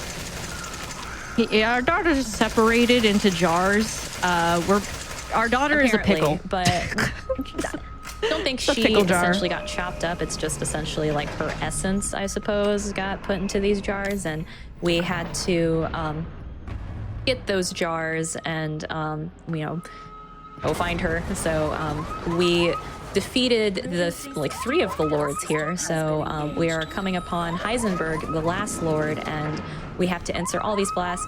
We got a chalice, which is very weird. It's basically a giant pillar. I have no idea how Ethan was able to carry this thing, as you see. It's a miracle how Ethan does anything. But yeah, what's funny, I actually named my split, Where Does Ethan Put This? Because it's like... this. Yeah, because it's like the thing is freaking huge. It's like, what do you carry that on your back? Straps it onto his back because, you know, you don't need to carry it for long. It's just so silly. But yeah. it basically was a key to this elevator. We're making our way to a factory, which honestly reminds me of the ship in terms of, you know, it's a big giant maze. It's scary. Where's Evie? You know, and it's a section that is kind of lukewarm for all of us. That's a good thing I'm already. Yeah, the factory is one of those sections that a lot of things can go wrong very quickly, and especially that ledge. I hate the ledge. That pesky ledge nobody likes. For some reason, there's a ledge that just doesn't let you get up. It lets you sit there and think about it, though. It's weird because, like, you can usually if you just hit forward, Ethan will go up the ledge, but any ledges rather. But this ledge, something about it, no idea what. Ethan will just stare at it. He won't. We don't know. So you kind of have to like wiggle your camera. You have to crouch, uncrouch. It's silly. Also, I just came upon Sturm, aka Mr. Fan Man, which is a big lichen with a giant fan on his chest / belly. So he's your number one fan. Exactly. I'll be here all Yes, she week. will. Not really, but you know.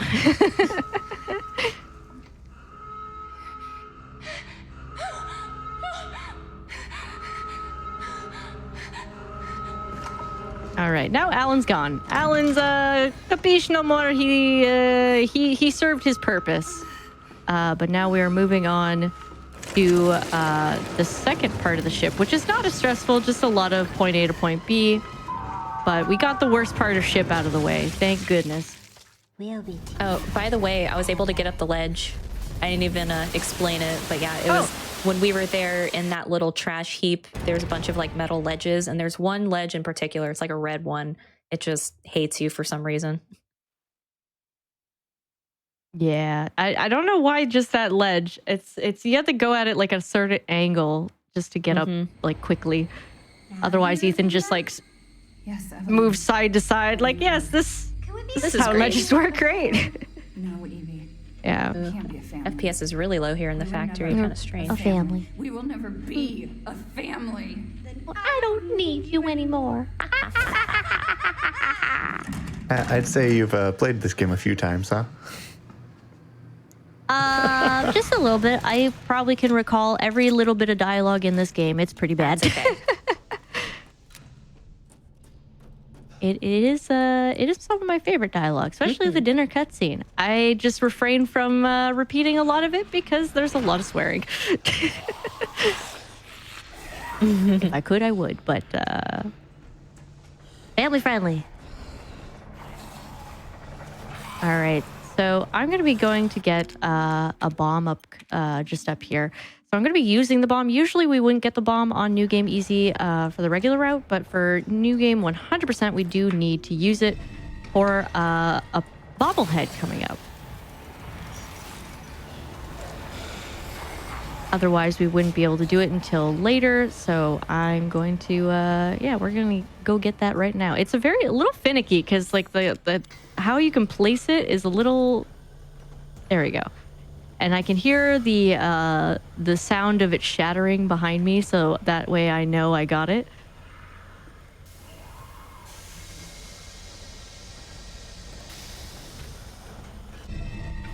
Seems useful.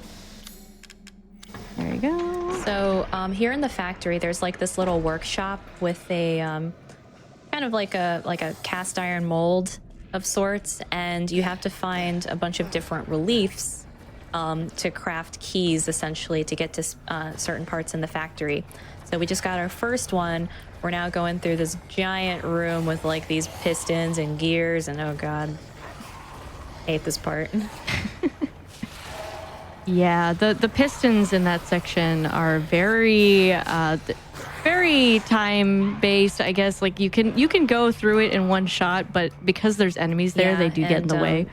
As you can, well, I was gonna say enemy placement in this game is RNG, except for the ones that like intentionally spawn. Like we got these big screwdriver guys. Well, as you see, there's like a bunch of bodies here on the left. Totally not ominous at all. Nothing bad's gonna happen at all after getting important items. But yeah, just your regular enemies will be in random spots. So how much RNG like plays into these games? Because I know like Resident Evil is kind of unique in that like a lot of stuff, there's like a lot of stuff that is like a set location, but then there's a lot of drops that are like random drops, like I think ammo and stuff like that. So like how much of that goes on in these two games?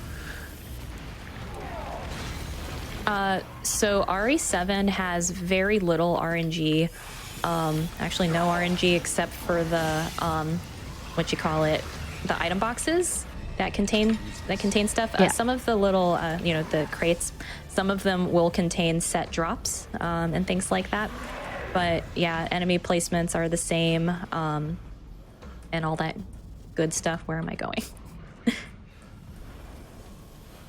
Yeah, the RNG, we don't really rely on item boxes. Madhouse relies more on item boxes than Easy does. Usually the item boxes are health, ammo, or crafting materials. And since we don't really rely on many of those, we only go for the item boxes that have set items, which is usually pistol ammo. Whereas RE8's RNG is a bit of a pain.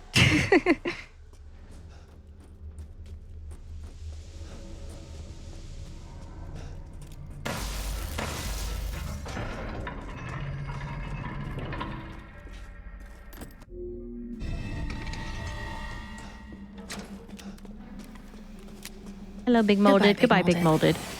So at the moment, I am on the way to grab elevator parts. So I need to put together the elevator. The elevator's broken, so I gotta get a power cable and a fuse. But now I got them both, and I'm gonna just grab this coin right here and move along to go fix that elevator. And we're gonna be getting the last note on this elevator. It's a very easy one to forget. I always tend to forget. And that's why I usually try to grab it before I do the puzzle, before I put everything in, because otherwise I tend to forget. I've done like the amount of runs I've done where I've forgotten that specific note drives me insane. I hope I didn't forget anything along the way.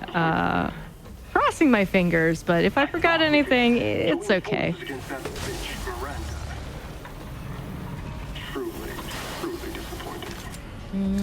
Excuse me. Pardon me. So I... Hang on. Oh, great. Oh. I was gonna say something funny happened in the sense of like I forgot to... I picked up the cog and then didn't... Yeah, that was fun. I picked up the cog and then didn't put it in, and then I was like, why is everything dark? So I had to redo that part. Oh no. You're fine. It's okay. So I need power. Ethan. I need enough power. All right. So I am now going to be sitting in a cutscene. More cutscenes. Woohoo! We're going to be taking a little seat with Jack, have a little conversation, you know. Hang out with Marge, you know, she's looking very radiant today. And Zoe's around here somewhere. She's coming around. Oh, there she is. I always forget that she's sitting down first. Usually she's over by the window.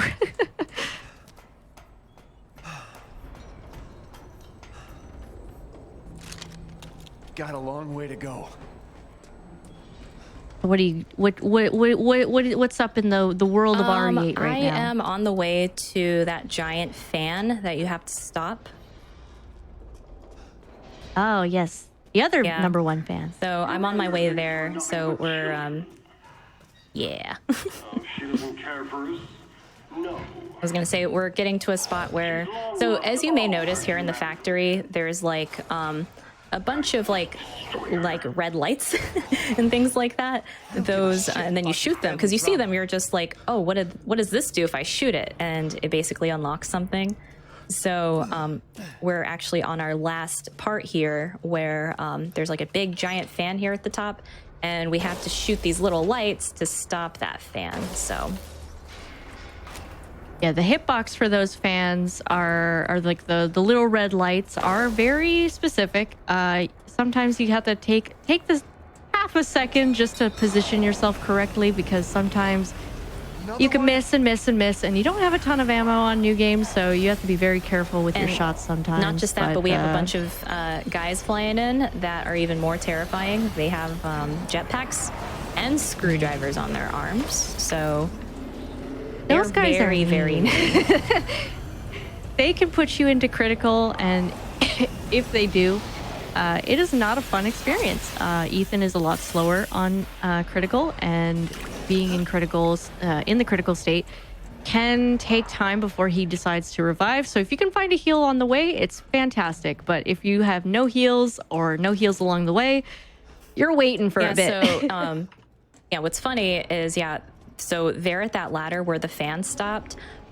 Those guys are they are so mean. They're huge. They both body block you, so you want to hope that that fan has stopped before you get up there. They body block the heck out of that ladder. I hate it. So thankfully, and this was literally like the first time in like over a week where like they didn't hit me. That was close. Yeah. Those enemies do kind of remind me of Big Daddies from Bioshock. Someone mentioned in chat about that, and you are correct. They do remind me of that as well.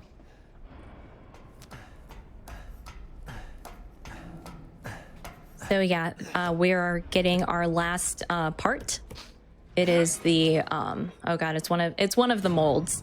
So that'll be crafting Heisenberg's key, and then we're inching closer to getting out of the factory. Got this. I'm actually going to be making my way to the salt mines.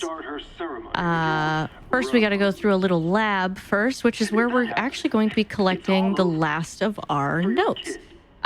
This is kind of the cleanup section of... I hope you didn't forget anything, because at this point of the run, you're prey, because you've gotten this far. But we do have to go to the lab. There are about 7 notes in the lab, I believe. Yeah, there's a lot. There's like most of the notes are in the lab, and there's one more injectable in the lab. There's 2 more bobbleheads we need to get here. Yeah, it's a lot of collecting on the last minute. But we are going to use the coins to get the last injectables, because they are locked in cages. And that's why we have the coins and why we've been collecting them. Not just because it's for 100%, but also because we need to get the injectables, because that is part of the requirement. Yeah. Ooh, piece of candy. Stand in my services, please. The coin is actually in RE8 as well. It's in a cave. Very random cave, but really? it's there. TIL.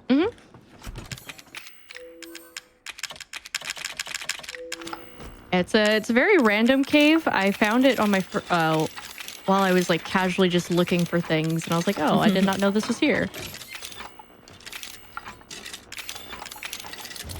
So we've been through this path before. It was illuminated, but now it's dark. Ethan has to make sure to remind you that it's dark. And wow, it's so dark. Wow, that's crazy. And we have our so dark. screwdriver men that appeared, but thankfully they are dead in 1 grenade round here. So it's very not as stressful as other parts in the game with these guys. This one in particular, he's just like right in front of you, and it's pretty satisfying to just, you open the door and you're just like, oop, goodbye. I always think that's so funny, because like you open the door and he's like winding it up, and then you just shoot a grenade in his face.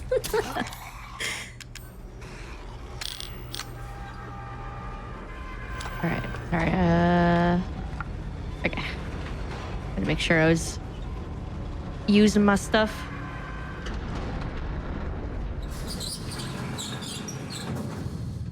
So this part of the run for RE7 is basically like a run and gun. It's a lot of just aim, shoot, aim, shoot, aim, shoot. That didn't explode that. That's unfortunate, but that is fine.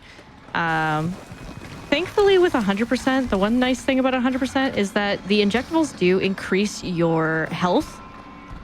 So the amount of health Ethan has. And also it increases the reload speed, which is really, really nice for this section specifically, because you do need to reload quite quickly.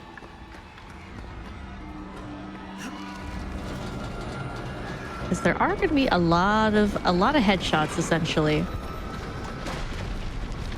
All right, hopefully there's no crawly. No, So we're I'm good. coming upon the Maybe Stern boss there's fight. nothing? That is the big fan man that's been chasing us throughout this whole place. We'll be killing him if things go properly. We'll be killing him with 3 mines and 3 pipe bombs. We're actually going to craft those pipe bombs right in the middle of that fight. So yeah, this will be fun. You got this.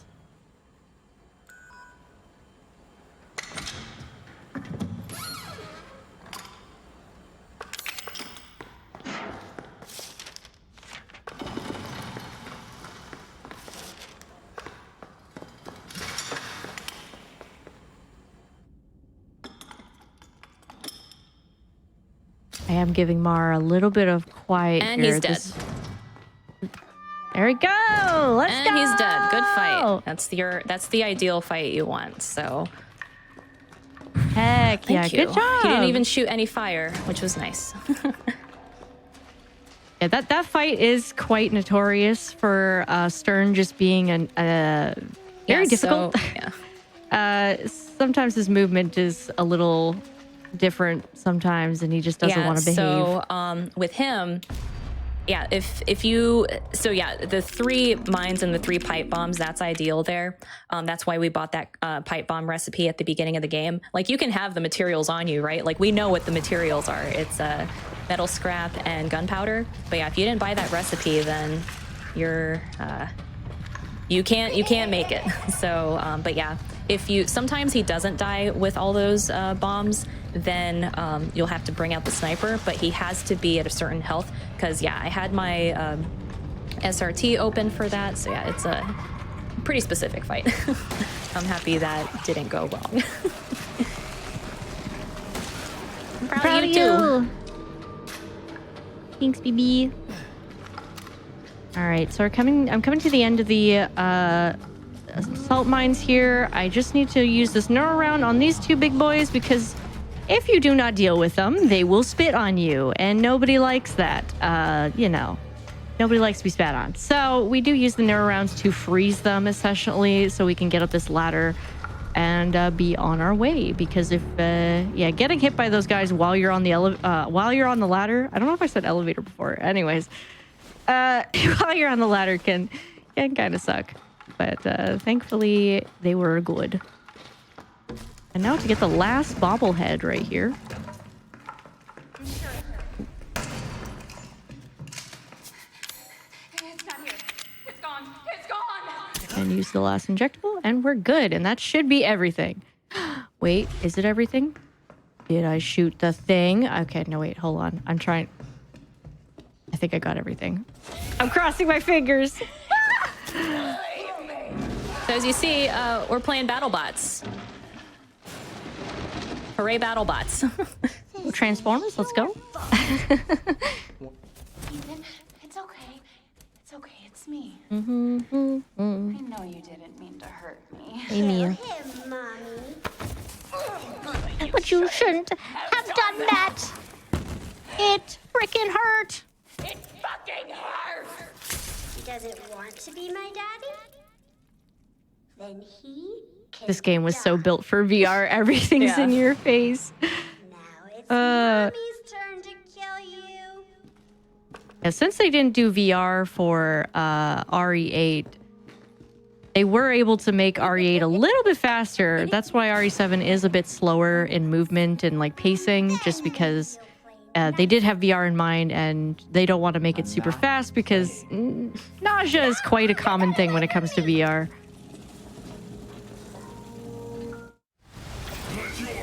How's the bottom bots?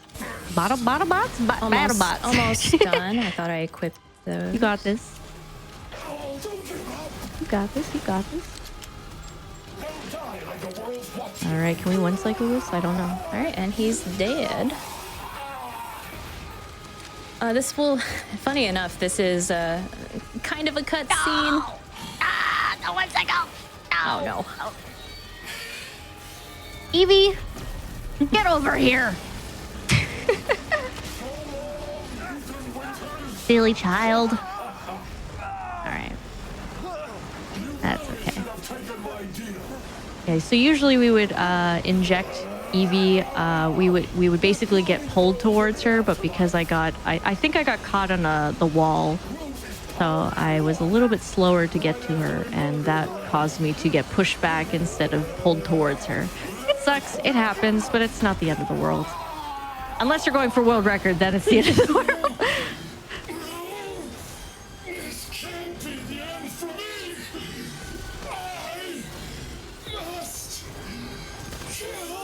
Wow, it was the grandma all along. It was the grandma. Oh my god, crazy. Oh my god. Now for the most underwhelming Hardest boss fight ever. Yeah, sorry. Hardest boss fight. Hardest boss fight in the series.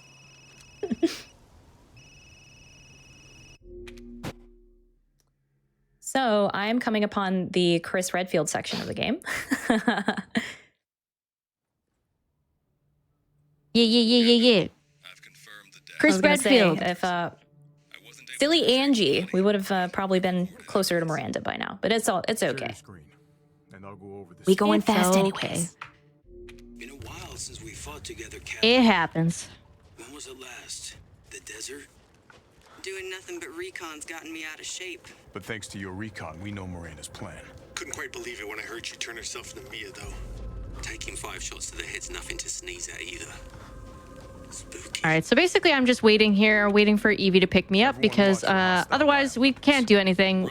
It's basically just a waiting segment until she takes our leg and we shoot her arm and then we get dropped. My time is actually going to be coming up very soon. I'm just going to make sure I don't miss here. Roger that. There we go. 2 shots. It's down and we get dropped. Then we're going to be getting the Albert here and we're going to just shoot immediately. And yeah, and that's Resident Evil 7. I'm really hoping I didn't forget anything. I hope I didn't forget anything. That's probably where Miranda is. Let's go. Large mutated bioweapon sighted.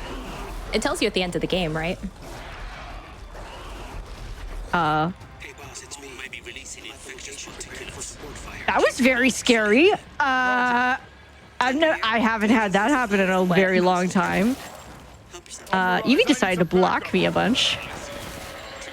That was scary. All right, we're fine. We got her with the last shot. Oh no, that's okay. And time's gonna be coming up as soon as the screen fades to black. I've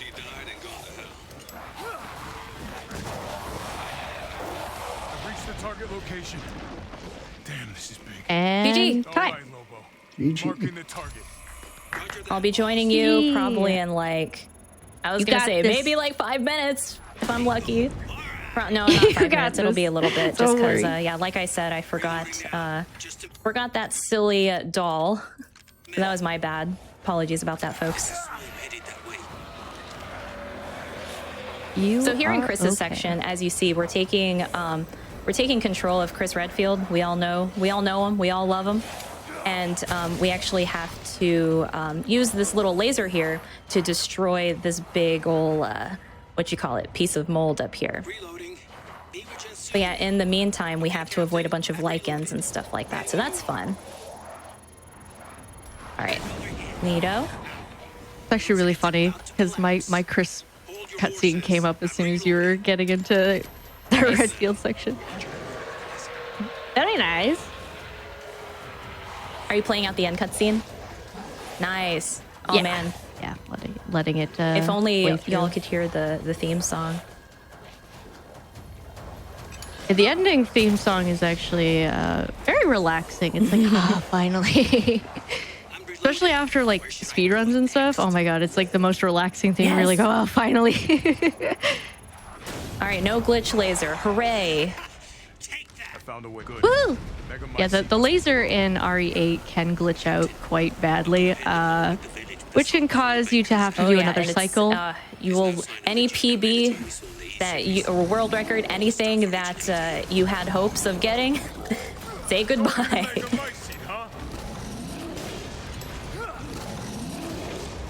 Yeah, that's and we try not to kill the lichens too quickly because even if you kill them, there's more just gonna spawn in, so you're more or less just kind of waiting for them to pile up and then try and kill them. But yeah, Chris's section is notoriously it's just notoriously hard, especially since especially on boss, just because you don't get any special weapons. You get the regular standard weapons that he has, and that's that. But on new game, it's just you can get hit so easily. The lichens are just a pain in the butt. So we're actually, we're pretty close to the end here. It's just Chris walking through this section. You would think as fast as he is, how experienced he is, he's actually slower than Ethan, but it's probably because of all that gear. He has like all that tactical gear and all these guns and bullets and stuff on him, so I guess he gets a pass, right? I found it.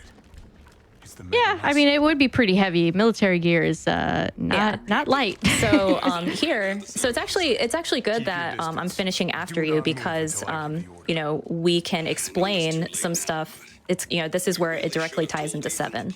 So remember how I mentioned at the beginning of the game that Chris came in and killed Mia?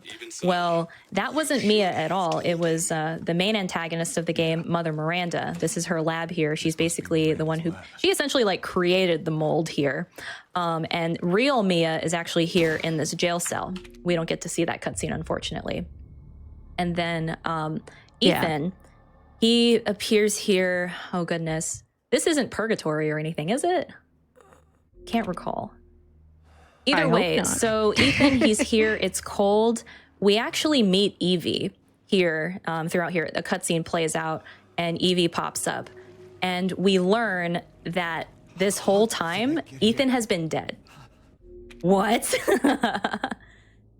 What? Yeah, so basically when Jack Baker punches us at the beginning of RE7, that's when Ethan dies. And Evie is like, haven't you wondered why like you're able to take all this damage? You can explain. I gotta buy, sell. Yeah, no worries. So basically, Evie goes over a long spiel about don't you wonder why you could do all those things and like basically like superhuman things that normal people wouldn't be able to do. Essentially, Ethan is mold. We find out that, you know, Ethan died, but he's just basically just made a mold at this point. So he's able to take the damage and basically kind of heal himself, I guess you could say, if that's like the best way to explain it. Yeah, so you don't see this. You're not supposed to see this in your RE7 speedrun, but that hallway part that Kat did at the beginning of the game, if you're too slow getting that hatch key in there and then Jack comes into that room, he will cut your leg. And his leg will cut off. He'll give you the first aid so you can reattach it. And I know for a lot of us that was like a big excuse me moment because how can that happen? But yeah, so when you play this game, it's like, oh, it's because he's made of mold. And I'm coming on the final boss fight, so I'm going to be quiet. All right. Yeah, Miranda is one of those boss fights where you have to be very specific on your shots. And you're going to be using, Mars going to be using some landmines, basically, so... Just all sniper. You okay? Oh, yeah. Oh, yeah, I forgot. Sorry. Last time I ran this game, I was doing hardcore. Basically, a lot of sniper shots. And you have to kind of time your shots a little bit here. Sorry, my apologies. Mixing up categories. Barely got the one cycle, but we got it. Oh. Hey, let's go. That's my heart. What we like to see. You've been killing it on the boss fight. Yeah, all the boss fights. Let's go. Oh my god. Sorry, I was shooting the wrong spot. Go figure. It's the spots that you least expect to go wrong that go wrong. You practice so hard on a lot of other things, and yeah, I think we're coming up on time for Time is Mars. now. Oh goodness. Go. Oh god, I was overestimating. Wasn't I? What was time? GG. It was, let's see here. While I'm waiting for the thing. Oh, here we go. It was 1:46:44. Okay, so with everything that went wrong, that's pretty okay. That was a pretty solid run, I must say. Oh goodness. That was good. You did amazing good, too, Kat. Oh my god. Yeah. I'm really surprised. I did not forget anything. I got everything. I'm really happy. I was gonna say, I forgot to pick up a very important item that you have to sell. Forgot to put in a cog. Just things that you always you don't practice. It's like you just do it. It's kind of part of muscle memory, right? Yeah, so that was RE7 and RE8. We both love these games very, very much. If you're interested in speedrunning these games at all, they're both very welcoming communities. RE7 has a ton of lovely folks, me and Mar included. And a lot of people in chat. I saw a lot of RE7 regulars as well.